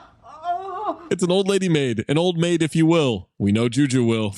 And then she fucking forgives him. Yeah, she forgives him, says it's her fault. She deserved it. What the fuck? Not necessary to help her get up. Shifts the focus from her arthritis. The moans that she's giving, kind of ass off. Oh, yeah, she's great. Yeah, she is ass off. It's like she actually got punched. He finds a nail and runs off. Don't know what that meant. I guess for the art. Does that ever come back up? Yeah, it's the shipping. Oh, right. They didn't have those things in the room, right? Nope. Fell out of somebody's pocket. He goes to Heath at the front desk. Needs the presidential suite customer info. It's against resort policy. Davina brings him over, wipes her lip. Fuck me. She says it's against policy. There are no special favors. He tells her she's breathing in double time. Just tell me who's staying there. She's ass on, saying she can't say no to him. It's a high roller. He books through his company, Norbertine Shipping. So he lumbers over to the Segway stand, steals a paperclip, a rubber band, and a Hershey's Kiss. He rubber bands the clip to the handle and then takes about 17 seconds to unpeel this kiss before shoving it in his mouth. Way to fucking belabor this joke, this Hershey's Kiss joke. Well, you get it because he's fat. Yeah. Also, this is the thing that he peeled. Yeah, that is the thing he peeled. Look, I probably should have said this earlier, but if you are going to be like, oh, why are you doing the fat thing so much, blah, blah, blah, I am just highlighting what the humor is that they are attempting here. That's the joke, yeah. Yeah. The question is, hey, where's the comedy in this? Oh, the comedy is because he's fat. I don't give a fuck that he's fat.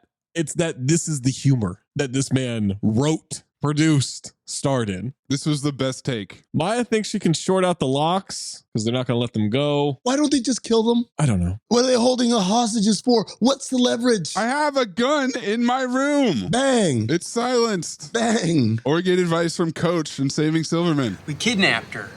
Kill her. Okay, just wait a minute, let me finish. So, we screwed up, because now she knows who we are. So we can't let her go, or she'll turn us in. Is that it? Is that everything? Yeah. Kill her. Eat her alive. Paul Blart Mall Cop is looking over some shipping crates. Oh, no, he's not. What he's doing is he's scooting past some product placement for goddamn Cirque du Soleil. Oh, future callback. Le Rêve, the dream. I've seen it twice. Good show. It's a good show. You could have been in the movie. I could have been. I wish. Myrtle comes up, pronounced like turtle or girdle. I got it. He's lying. He's from corporate shipping. No, he's from internal affairs shipping. He's wearing a goddamn mall security. He points to it, and it works like a fake ID. Myrtle is going to eat his lunch, which is a rancid brown banana. Paul Blart Mall Cop describes it as the brownest banana he's ever seen. I think that's poison. Borderline black. I wouldn't eat that. Did that banana just get into Harvard? Super charged that. I don't even know which movie he's referencing. That's the worst part. I don't even. Action Jackson. Education. Harvard Law. Harvard Law. Oh, man, that motherfucker. That's the most qualified motherfucker in the history. Weapons? You're looking at him. What a tagline. All right. He's starting to retch like Dan does. They pop up in the crate. They see the gold statue. Don't you worry about that, Turtle. I ask the questions here. Hank shows up, wants to know what he's doing. He starts doing a distraction dance and then runs into his shin. And then rides off. Now we've got him speeding through the casino into a mall. Home court advantage. Looks over and sees a bulletproof suitcase made out of Kevlar 9. Bingo. Why is Hank walking around with his gun out? A silenced gun? Oh. He's a Dutch MMA guy. He's not built for concealment. The Wynn doesn't have any security is what I'm gathering from this movie. You know what, Steve Wynn? You let them fucking make a mockery out of the security in your resort. How about that? He finds a Segway and shoots it. The luggage at the top of the stairs. How? There you go. The fuck? Is this plot liftoff? This is Sean Astin digging a pool. This is the Sean Astin moment. Lock it up. Is it because it's bulletproof? No. It's that he got in there. That it's big enough to fit him. Why is he shooting the Segway, by the way? To disable it. They shot the interiors of that suitcase in a massive bathtub. It's the apartment from Money Plane. To be fair, the suitcase is pretty... It's pretty fucking big too, man. Even on the outside. It ain't that big. I mean, nothing's big enough. Sean Astin. Was this his plan all along? Yes. And then it really, really digs that pool because it starts bouncing. Yeah. It is catching huge air. To be fair, we don't know if those stairs are trampolines. It tackles the shit out of him. It hits him in the head. That would have murdered him. That weight? And then it bounces again off the floor, crashes through a window, to the wall, flying through the air like Sharon Stone and Catwoman, bullseye right in the fountain. Does this count as a fall? 8. Absolutely. Water's going through the bullet holes. Hank says he's gone, sleeps with the fishes, literally. And then he emerges fatly from the water. Oh, yeah. Like Free Willy was my note. Not today, Death. Not today. Paul is soaked, walking around. Security says he'll get him a towel. Don't forget to bring a towel. I'd rather air dry. You're not who you say you are, Ramos. That felt racist. There we go. Let's get some incredibly descriptive detail about the buttons on his uniform. Flip it or don't. Who cares? It's just not him. Ramos smiles. You're right. No. Terrible lunging headbutt 3 times. Uh-huh. Then 2 blue shirts intervene after he pulls a silenced gun. They don't notice a guy with a gun, exactly. Paul Blart runs off fatly. Dripping wet, panting out of breath. And he thinks that Eduardo's bad. Fool me once, shame on me. Fool me twice, shame on me. No, it's me twice. Ramos tries to shoot him. He misses. And I said, no fucking chance. I said Sean Astin digging a pool. Yeah, there you go. I should have said that. I just didn't think of it at the time. But yes.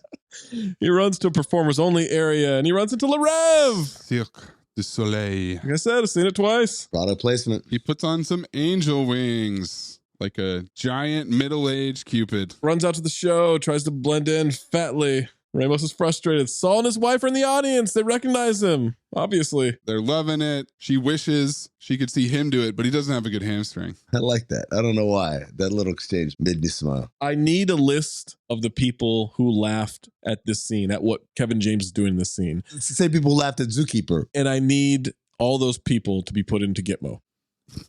Get rid of him. He's wiggling around. He's flapping his arms. He's doing jumping kicks. He's raised on an apparatus. Does a rolling somersault. Does that count? Is that half a point? I don't know. Now Ramos is on stage. So he went from like, oh, I can't go out there till he's just there. Well, it was flooded. There was a moat.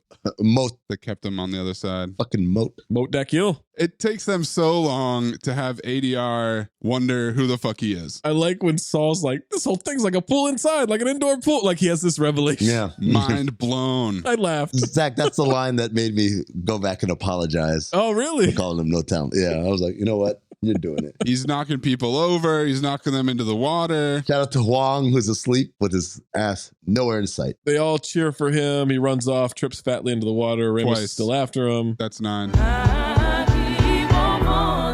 There's 30 minutes left. 30. He's hiding in the costume area. Ramos getting out of the water like the T-1000. He hides under a table. I'm giving that a point. He hit the floor. No, yeah, absolutely.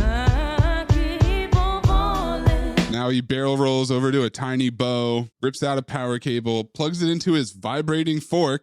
That's how electricity works. Distracts Ramos with a thrown glass, then aims at him. Looks like we've come to the fork in the road. What? TGT. Shoots him. Bullseye. And it sends him flying back 25 feet. Like the woman getting shot through the peephole and fucking fled. You can hear Hank and Ramos talking about him. Big guy, mustache, snug pants because he's got the radio. He uses a giant fan to dry himself and knocks him back. That's 11, guys. He's really putting it on in the second half. It's unbelievable, the run that he goes on right here. Thought he was dead. Guy's like a cockroach. That's the dry off? That was what the fan was for? Yeah, that's just so he could have a dry uniform the rest of the movie. And fall again. He figures out fatly that they're stealing art from the hotel or some shit. I don't know. Is the art at Wynn priceless like that? It probably is, right? Just because Wynn can. There's a Van Gogh, I mean. I feel like the operation costs for this heist are more than the shit they're actually stealing. Well, if it's a real Van Gogh, no. The Wynn doesn't have a real Van Gogh just chilling in the lobby. Well, not anymore. They stole it. Paul Blart Mall Cop pulls a maze and says, Ramos, this is Hank. Yeah, like Louis Pinnock. Might have to change that to an Amin now that we're in the Kirkland That's Banderas true, yeah. phase. Yeah. How is this fooling Hank as he pretends to be Hank? Because he's so ass off doing Hank's Dutch accent. That even Hank thinks that that's himself? No one questions it. Okay. Hank wonders, why did I talk? I wondered, why am I trying to pick this apart? We've got them calling him a cockroach. Yep. We've got him saying Windershins. It's about the art from Fallen. Finally, Hank sees him. He runs into a glass wall. That's clean glass. Falls back, 12. That was actually a pretty impressive stunt. I don't know how he does that shit. Fatly. Robinson's getting the Van Gogh ready. Paul Blart Mall Cop tricks Hank into going where the big bird is, traps him in the Garden of Temptation. Oh, man. He's out of bullets, bird attacks. Contemplation. Oh, is that what it is? Who cares? Exactly. Garden of Temptation. Well, it's funny you should mention that because as he locks Hank in the garden, the bird rapes him? The bird proceeds to skull fuck him. Puts him on the glass. Fake Hank accent again. It works perfectly. Rushes into the elevator. He says, can you press 1, please? Well, there's no one in there. Oh, they pull back to reveal mini kiss. From the beginning of the movie. Yeah. Good crowd tonight? Oh, yeah. You guys play Beth? No. Great hair. Thanks. It's not mine. Ass out to my man. Absolutely. Dude turns and looks at the other motherfucker. Told you should play Beth. Not now, Frank. That motherfucker turns and glares. He's so mad. Because they've clearly argued about this so many times. Sore subject.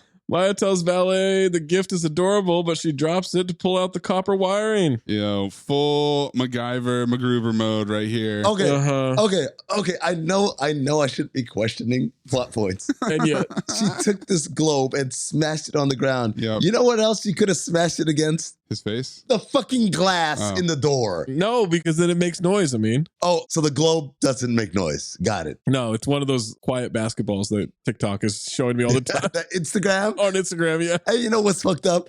I'm starting to be like, that could be pretty cool. I kind of got to know. Is it like a real basketball? How does it work? Yeah.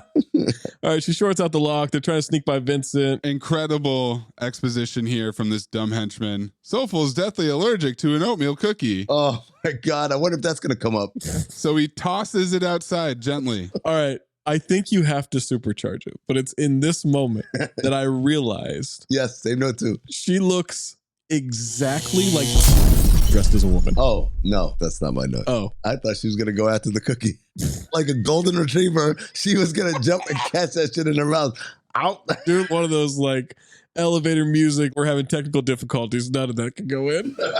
She pulls out the pocket knife keychain in case she gets old lady naped by the bad guys and held hostage. It's happened before. You think Maya is pissed off that the daughter from Taken 3 had 3 movies? 100%. She wants that Paul Blart Mall Cop 3. They escape using tying sheets together, which is very 20CV. Mm-hmm. He gets a drone from the gift shop. Phantom 2. That's when drones were basically brand new in 2015. Anybody can use a drone, Zach. See? Mm-hmm. Told you. Paul Blart on zero experience. He's flying it indoors. Maya and the valet get caught by a goon. Paul Blart Mall Cop is watching Robinson cut open the case. They have 3 hours to meet the buyer. All right, Vincent, since you took something precious from me, I'm taking something precious from you. What? Talking shit to the drone. She can't hear him. Supercharges. She's the same size as Precious from the movie. Once again, I'm only interested in drones that fire guns. Shout out to Money Plane, not this weak ass camera drone. It really did ratchet it up, you know? He loads himself up with gear like fucking Rambo, M&M's. Oh, it's the non-lethal weapons from the beginning of the movie. He gets the super Segway out or some shit, I don't know, and it is not impressive. Yeah. This is just something with like a little bit of a shield on there. Oh, I didn't even... Trying to be the Dominator from Hurricane Heist of Segways. 100%, yeah. It didn't even register for me. Well, it's been so long since you've seen that scene. The torque, speed, all that shit. I didn't even... Is that you talk about himself? Is that an inspiration? Torque is everything. I guess so. It's a bad day to be bad people. Davina says, Paul, mi amor. Breathing real heavy.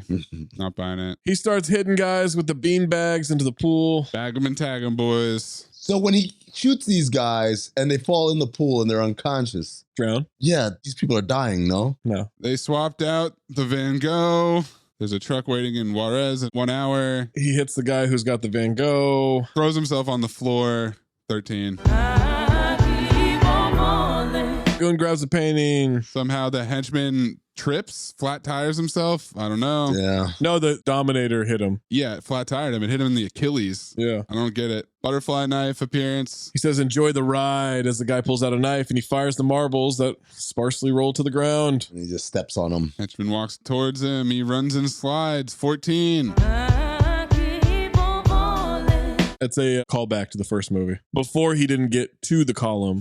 Oh, man. Now he went past it. He overshoots it. Oh, this guy, dude. Got it. Okay. What a fucking technician. Oh, I thought you were going to say bingo. Guy finds him, tries to stab him, gets tased. Paul Blart Mall Cop grabs the phone. Goon gets up. Tased again. All so full. Anyone who gets tased this many times is 1,000% shitting themselves. No, but it's only 5 seconds at a time. Yeah. From the beginning of the movie. Fair enough. Tell me Blart is dead. If by dead you mean taking out your crew one by one, tases the guy again, and being in possession of one of your prized paintings. Which one? I don't know. Sunflowers? That's a Van Gogh, you idiot. Yeah, well, it's Van Gone if you don't ramp down the hurtful words. Positivity. He wants to make a trade. Goon runs off with a painting behind him. He doesn't notice. Tases him one more time. We'll meet in the Grand Hall or some shit. I don't know. Maya's not going to go to UCLA. She can't abandon her dad. Poppy talk. She says, I've never been alone and I'm 30 years older than he is. We've always lived with my grandma who got absolutely milk trucked recently.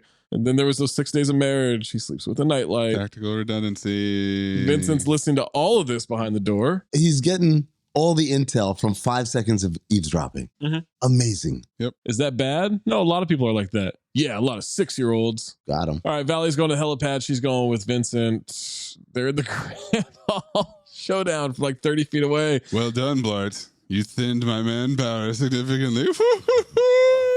Just clip this or don't. It doesn't matter. Must be getting pretty lonely out there. You scared? No. Just clip it. Not following it. Your fear of being alone? How about this tactical redundancy I just picked up at the gift shop? I understand I brought this on myself, but just clip it. Got a sample of the merchandise. Was glad she kept her receipt. No. Your daughter can't wait to get away from you. And Maya says, that's not true.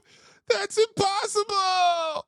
Impossible. There's no such thing. Bet you wish Gallo Walkers was playing right now, don't you? See, Vincent, I'm fiercely independent, yet I'm not a big fan of being alone.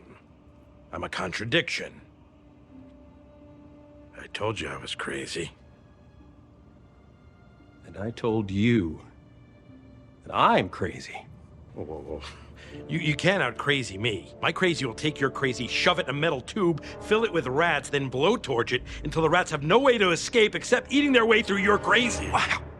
You are oblivious to the avalanche of insanity I'm about to unload. You don't know what I will do to you. You don't know what I'll do to you. I will spin around until I throw up on you and your friends. I simply don't care. I'll stick your face in maple syrup and make you sing gospel. How does that blow your hair back, Blart? I will crawl inside you and lay eggs like a baby spider. I welcome it. I've got 2 different colored eyes. So's how I live my life. I will bring a folk guitar to a pumpkin fight because that's the way I was brought up. Okay, you lost me on that last one. Because that's how crazy I am! Now give me back my daughter! Give me my painting! He's kicking the painting after throwing it. Did you honestly think I was going to be thwarted by some sweaty, sluggish non-entity like yourself? Non-entity? See, I knew you couldn't be trusted, so I took out an insurance policy. Allow me to introduce you to a few of my associates. Coming out like Sunday Night Football, Gino Cizzetti from Balso Hard University. Saul Gundermutt, Philadelphia's Farmers Market. Oh. Con Mubi, King's Landing Walmart. I had this as bar rescue for cocktails. Donna Aracone, Mall of Freaking America. They all stand clustered together. He tells them to get in the flying V. They ask about Shelly's cape. He came straight from a haircut. Character development. Tells Vincent he doesn't get it. Fool me once, shame on you. Fool me twice, shame on me. Sure about that? He's got an insurance policy. You sure about that? That's why? He's goons fill the hallway. 8 of them. And he goes, I thought I took all you. Non-lethal. Oh. I get it now. Yeah. Turns around. They all nod knowingly at him. This is the part where I fell asleep. Like Shelly. His charge call is Foot Locker. I refuse to go back and see what I missed. That's the other note. The manosphere comes in strong. And I am that man. We are that man. He immediately falls. That trip and fall is 15. He blames the carpet. No accountability. Foisting. I just wrote, some actions happen fatly. They take out the bad guys. None of it is interesting. Dude. Maya runs away. This slow motion battle scene takes so long. I did not take any notes about what happened. I think I woke up at one point and he's on top of someone and he's elbowing them. And I'm like, he doesn't need to do that. He could just be on top of them. Wait, is that his wife? Gino's ass off, though. Shout out to my man, Vic DiBitetto. He's crushing it. Vic DiBitetto's a top 5 name, too. We get a chick fight, between the female henchman and Loney Love. Loney eats a double kick to the chest and a punch. Oh, yeah. Like Bolo. It was unbelievable. Get it? Because she's fat. Her belly just repels the attack. See, that's a joke. Huang stunt double. Wow. CT5 stunt doubles. My God. That's one we got to do. The crash test dummy and Dukes of Hazzard. I was just thinking about Gene Wilder's stuntman's wig. See no evil, hear no evil. They get to the roof. But it's the wrong roof because there's 2 roofs. And when everything is complete, I will turn the tip of this golden teepee into my personal lair. And I will take a mate and live the rest of my life with her up here. And when we fight and she pisses me off, I will banish her to this tip, where she will be kept as a prisoner and a slave. Eduardo wants to know how a man like you could win the heart of a woman like Davina. He says, what are you talking about? My 102-year-old daughter has been old lady naped. Yeah. Shout out to these tiny night vision binoculars. Tactical. That's when Panero busts on the roof. Hey, Blart, heard you need a little backup. Fun fact for you. There's no helipad up here, but there is over there. He fires a grappling hook across the other building. Where did he get a grappling hook from? The Expo. From Mall Cop Expo has grappling hooks. He's going to zip line over there. Clip it, Maze. And Ronnie, I feel like you're just here for the zip line. What? All you do all day is go on the zip line. I do like that you can drop into the pool, but I'm just trying to remember. You were never joining us at any of the group meals, and when you were reprimanded and asked to join us, you ate as fast as you could. And you've gotten into several fights with Mike from Adventure 365, who runs the zip line. He's just too excited. He's too rough on the rope. Shut up, Mike. He pulls on the rope. He wrenches on the rope. He thinks it's his. Shut up, Mike. It's just you yanked on the rope so hard. I said shut up, Mike. It gets stuck in the middle. He fatly wiggles it free. Don't look down. Don't look up either. I think my kid would just have to be kidnapped at that point. Yeah. I'm not ziplining. She's an adult. It'll be fine. He comes ziplining in, hits the deck. That's 17. Maya runs away from Robinson and Sofold. They're not paying attention. Vincent chases Maya and the valet. He sneaks up behind them, grabs her shoulder, and it's Paul Blart Mall Cop in a wig. Film noir, cut to mini kiss. Who took my show hair? Now that's a Family Guy cutaway at its finest. And Vincent says, I think Maya's just seen her future. Oh, God is it? Golden dumpster. Lock it in. That's my pick. Wow. God his ass. That is a fucking hilarious, devastating line. That's a bar, bro. That is a great joke. I won't lie, it's kind of mean, like compared to the rest of the humor. Super mean. And they had his mom die by milk truck. Paul Blart punches him. Big sticky mess comes back. Well, yeah, he traps Robinson's arm. Sounds like me when I took my dump at Metal Arc HQ. Looks like we got ourselves a sticky situation. Gun misfires. He traps his own feet. The CGI on this. Oh my God, the CGI. The texture, the CGI, the consistency, the flavor. It's definitely gum. Definitely glue. Eduardo kicks Vincent from the zip line. Vincent shoots him. Maya squeezes oatmeal concealer into her hands, which apparently she's had on her this whole time. He instantly reacts and breaks out in boils. Yeah. Oatmeal! No one's that allergic to anything. Paul Blart Mall Cop gets free and headbutts him. Somersault into the headbutt, 18. Then stands over him. Always bet on Blart. Reference. I'm so angry. There hasn't been any gambling. Can we wrap this shit up, guys? I'm sick. No, he did. Craps. Other than the craps table, but I'm just saying. It was 4 days ago when you first started watching this. Yeah. This looks like a fat Beastie Boys video. This fisheye lens that they used for him to drop that catchphrase in there. Maya runs and hugs him. He's the narrator again. So Paul Blart hadn't officially peaked after all. Eduardo and I got past our differences. I told him that if he ever wanted to go where the real action was, there was always a job for him at West Orange Pavilion Mall. Turn me down. He salutes him. Officer Blart. We get the wins. Cameo. Who hands him a check? Holy crawfish. Steve Wynn, ass on, despite not saying a single word. What the hell? Dave Yeager Award. That was a Weekend at Bernie's type situation. Did they just prop him up? Is that the wife that was... Oh. And, wait a second. Is that public knowledge or did I just divulge? Oh. All right. Supercharge that for sure. Yeah, definitely supercharge that one. That one's not for the fellas. Anyway. Davina calls him a fearless man, a loving father, a strange misshapen hero. Eduardo's watching. My heart is yours. Listen very intently. Some people think that holding on is what makes one strong, but in reality, our only power is in letting go. But I love da-da-da-da. He's just saying stupid shit. That's just it. I said, clip it or don't. Who cares? Easy to fall in love. Let's just get this to end. My laptop is at 6%. I don't want to get my charger. But hard to find someone to catch you. You don't love me. What you love is the mystery. That's all I am to you. A lone cowboy, a renegade, a Rocky Mountain steed. But the truth be told, Davina, I'm none of these things. I'm a simple man. Simpleton. He points at Eduardo, who's crying with his ass on. She says he's right, and he is a Rocky Mountain steed. She kisses him. He says that it felt actually really good. Might have made a colossal mistake. Job was having second thoughts about the relationship. I've made a huge mistake. But when Job recommitted to her, I've made a huge mistake. I made a huge mistake. I've made a huge mistake. I've made a huge mistake.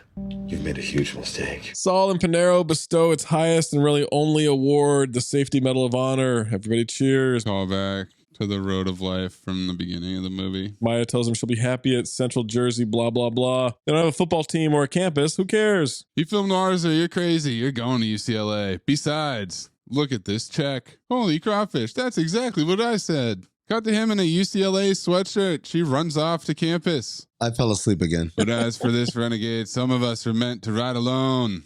A Lobo Solo. He walks off fatly. All by my... Whoa! What do we have here? There's a sheriff on a horse. And he tries to look hot and put on his best moves as he duck faces his way across the street. Almost gets hit by a car. Slow motion. She's going to give him a jaywalking ticket. He says it's officer. She should have recognized a fellow brother in arms. Steely-eyed gaze. Still giving me a ticket? Nope. My phone number. I don't drink, but I do ride. He slaps the horse. The horse has CGI legs. Yep. Kick him across the street into the van. Yep. Please tell me he's dead. Lying flat on his back in the street. 19, guys. 19 fucking times. Are you okay? Nope. But I've never been better.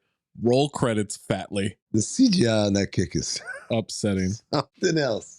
Who cares if you lose the game? You got this off your chest. I mean, it's just one night of bar trivia. One night of bar trivia is sacrosanct to us. Trivia is sacrosanct. Are you ready for the most unhinged trivia? I didn't look it up, so this is all new to me. Maze, take the big one, man. A producer has stated that a character called, quote, the Shadow Man was going to appear in the film. What? The character was going to be a godlike being who put Paul Blart through his trials. After a great amount of discussion, what? It was decided that they remove the character, seeing that the studio wanted to keep the film grounded in reality. Hold on. Bye-bye, man. No. Hold on.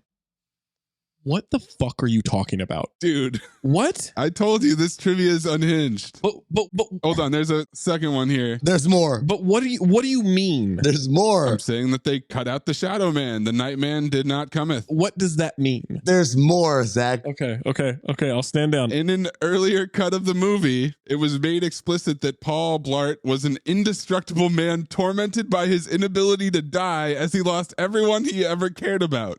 It was cut for time and only can be seen in bits and pieces throughout the film. Now, this is a movie I'm interested in. Yes. What? Me too. Final Destination meets Kevin James falling down. Oh my God. There's more. What? The director stated that the piano player in the scene where Paul Blart is attacked by a bird was going to be the Shadow Man. Oh. Before they scrapped the idea. Yes. Also, everything bad that happens to Paul Blart was intended to be the doing of the Shadow Man. The Shadow Man. Shadow Man. The Shadow Man. What? Yo, I'm so in on that movie, though. It's wild. I'd watch that. I'd watch the Shadow Man cut 100%. I haven't seen Oppenheimer. I would go watch that right now. All right, but hold on. We're not done yet, Zach, okay? But wait, there's more. Okay. The podcast, Till Death Do Us Blart, is about 5 hosts watching this film every Thanksgiving until they die, and then their spot on the show is passed to a new host. Some fans played the album Dark Side of the Moon in sync with the film, a la The Wizard of Oz's Dark Side of the Rainbow. This version has been dubbed The Blart Side of the Mall. What? This movie was not screened in advance for critics. No shit. That comes as a big shock. While Paul Blart is giving his keynote speech at the security conference, on the wall in the immediate background is a picture of Gary Coleman, who became a security guard when he became an adult. The movie is referred to colloquially as Swamp Mama in places like India, Indonesia, China, the UK, and Canada. Swamp Mama? Swamp Mama. File. All right, and then let's bring it home, boys. Kevin James had personally called up Vic DiBitetto with a private number listed to play Gino Chisetti. James had told DiBitetto that he was so entertained by his YouTube videos that he created the character based on his viral work. What? Kevin James is watching Vic DiBitetto YouTube videos and incorporating that into his sequels? What's happening in this trivia? Nominated for 6 Razzies, it didn't win any. Worst picture, worst actor, director, screenplay, sequel. And then worst screen combo was Kevin James and either his Segway or his glued-on mustache. Who did it lose to? This was the year of 50 Shades of Grey. So that won a lot of the Razzies. That can't possibly Can't be worse. be worse. It can't be worse. There's no way. I'd like you all to do an experiment on a plant, something that may benefit mankind. And if you devise something that groundbreaking, I guarantee you a A in this course. Whoa, hold on, man. You following me? You can't do that, Lionel. Look, man, if you don't want me to have a foreman job, I understand, but I need my fucking job, man. Louis Pinnock Accent Award. Gary Valentine as Saul Gundermutt, or Blart imitating Hank's Dutch accent. Oh, it's Blart for sure. Paul Blart, yeah. Flawless. No one even blinked. Let's show them who the horsemen are, guys.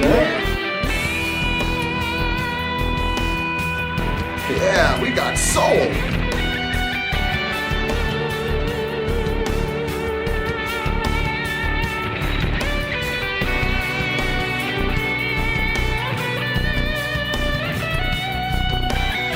The Five Horsemen, talking with your hands. Didn't really bring it up, but he does that a lot. Oh, yeah, like, well, throwing his hands around like crazy whenever he's talking. Airbag. Segways, Kevin James sneaking around, and my pick falling 19 times. I got fatly. Can we just say fatly falling? Combine them. I'm with it. All right. Fatly falling. Because I'm fatly.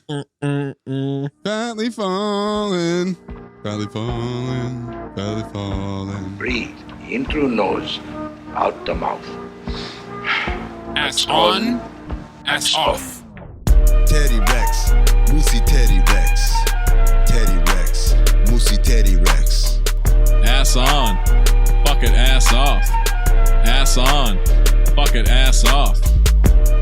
Michael Bean Memorial Ass On Award. It's a brothers duel right here. Kevin James, Gary Valentine. I know everybody's terrible, but I'm sorry? No, I think Gary Valentine's kind of good. Yeah. No, it's grandma, daughter. Abuela mija. Oh, boy. Are you going to make me put that in this spreadsheet? Yes. Yep.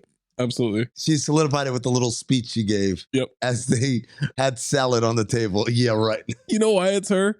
Because I'm supposed to believe she's 18 in this movie. Yeah. Maze, remember when she was checking the voicemail? Oh, shit. Yeah, it was loud in there, you know. Carl Weathers Memorial Ass Off Award. I had Vic Dibitetto cast based on his viral portfolio. And my pick, Anna Gasteyer. She was great. Could use more. I think Gary Valentine's in the mix too, but I'll go Anna Gasteyer. Yep, sweep it. Mrs. Gundermutt. Have your wife call me if she wants to get her nails done or some shit. I don't know. You're good at keeping secrets? Absolutely. Because I've got a present for you. Secret present outside by the dumpster. Is it a baseball mitt? To fit you like a baseball mitt, like a glove. I hope. Golden Dumpster nominees. Zach, you've already got your pick, which is... Yep, Maya just got to look at her future. Historically thin field. I would just fire up the Sarah McLachlan, walk into her closet and smell the sweaters that she left behind. It was just as depressing as Idaho. And I have the crane fight with the Shadowman pianist. That's my pick. I got also, do you have a lot of money? Depends on what you mean by a lot. Any? No, I don't have any money. Does anybody love you? Oh, and Anna Gasteyer, when she's trying to suggest that maybe Paul could do the speech, she's kind of hinting with her eyes. Yeah. Him punching the bird, the sound it made me laugh. Oh, and the bukkake scene. Ice cream bukkake. This whole thing is like a pool inside, like an indoor pool. So then I'm going with it's depressing like Idaho. Zach, you picked it, motherfucker. Motherfucker. I like that. Over file. I was going to give it a legitimate chance. I know you guys went into this negative as fuck. I was going to give it a real chance and be like, I wonder if this is actually funny. It's so much worse with the sound on. It's not that bad of an experience if you don't hear the sound. It's not a good experience. It's just not that bad. It is so much worse. And I do really want to do the first one at some point, just to close that little wormhole. But yeah, it's an easy phobe. Especially they start trying to get this whole Davina thing happen. Get out of here. Phobe. I mean, you phobed it already. I phobed it in the intro. Yeah, that's true. Maze, are we still simpatico? Oh man, I'm tired. Phobe. Lockstep. Have we done CT5 worst movies? I know we've done CT5 other people's worst picks. Yeah. I mean, should we chalk this one up for Zach here? What's this going to knock off? Let's see. That's an excellent question. You know what? Yeah. Get Howard the Duck the fuck up out of here. Yeah. Yeah, Howard the Duck's good. Like, you guys are fucking idiots for that one. No, it's because you hijacked it for the 100th episode. But that's not a real pick. My number one worst pick has been picked twice, so I don't think that's moving at all. But yeah. Paul Blart Mall Cop 2 is now my OLI. I mean, you're saying that After Earth is worse than this? I would say this. What happens in Vegas is Paul Blart 2. So put that in there. Keep knowing and vote Ghost Riders, though. Wow. You don't get to pick both Ghost Riders. That's bullshit, man. Ghost Rider 1 is good. I love Zach trying to audit a CT5 from 7 years ago. Mr. CT15. But yeah, sweep it, boys. Yeah. Make sure you're getting us your plot liftoff, your Lewis Pinnock, your Five Horsemen, ass on, ass off, Golden Dumpster, Phober File, at Talk Hoops, at Darth Amin, at Corn Puzzle, at Cinephobe Pod, at Count the Dings, or drop it in that Discord, patreon.com/Count the Dings. I can't stress enough how bad this movie was. Yeah, it's real bad. Easily one of the worst I've ever picked. Easily. Now I know it's an empty field for the most part, but it's running around fatly in that field. Easily one of the worst non-racist focused movies you've ever picked. About racist. Hey, those racist movies are good. Look, don't pretend that you guys don't love White Man's Burden, okay? I think the only fair thing to do is segregate them. Whoa! From the rest of your picks. What's anything about segregation? Come on now. Can't do that. Next time we make love, you introduce me to Jade.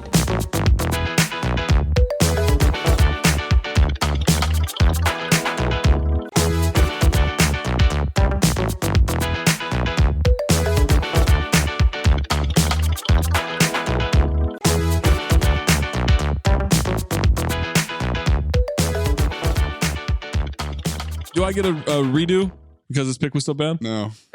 You suck. I'm so tired. Oh, yeah. I forgot you're sick. I really fell off a cliff. I feel a little hypoglycemic here at the end. My pick, there's really only 3 contenders here for me, and they're all different ends of the Cinephobe spectrum. So one movie is on Netflix, and it's pretty new, and I know Amin is sick of the 20th century bitch. Another one is one of the worst movies of all time. It's I Know Who Killed Me. I Know Who Killed Me is a real shit show, man. The real piece of shit. A real piece of shit. If I wasn't sick coming off of Paul Blart Mall Cop 2, maybe I'd have a little more energy to take on that slick back sloppy steak. But no, we're going to take our guy, Shelley Desai, Huang from Sunny, and we're going to go to Escape from LA. Yeah. Oh, wow. Oh, I was hoping we'd get there. Back to the 20th century, bitch. And it's on Cinemax, so we're continuing to pay off Amin's 2+ years of Cinemax. You're welcome.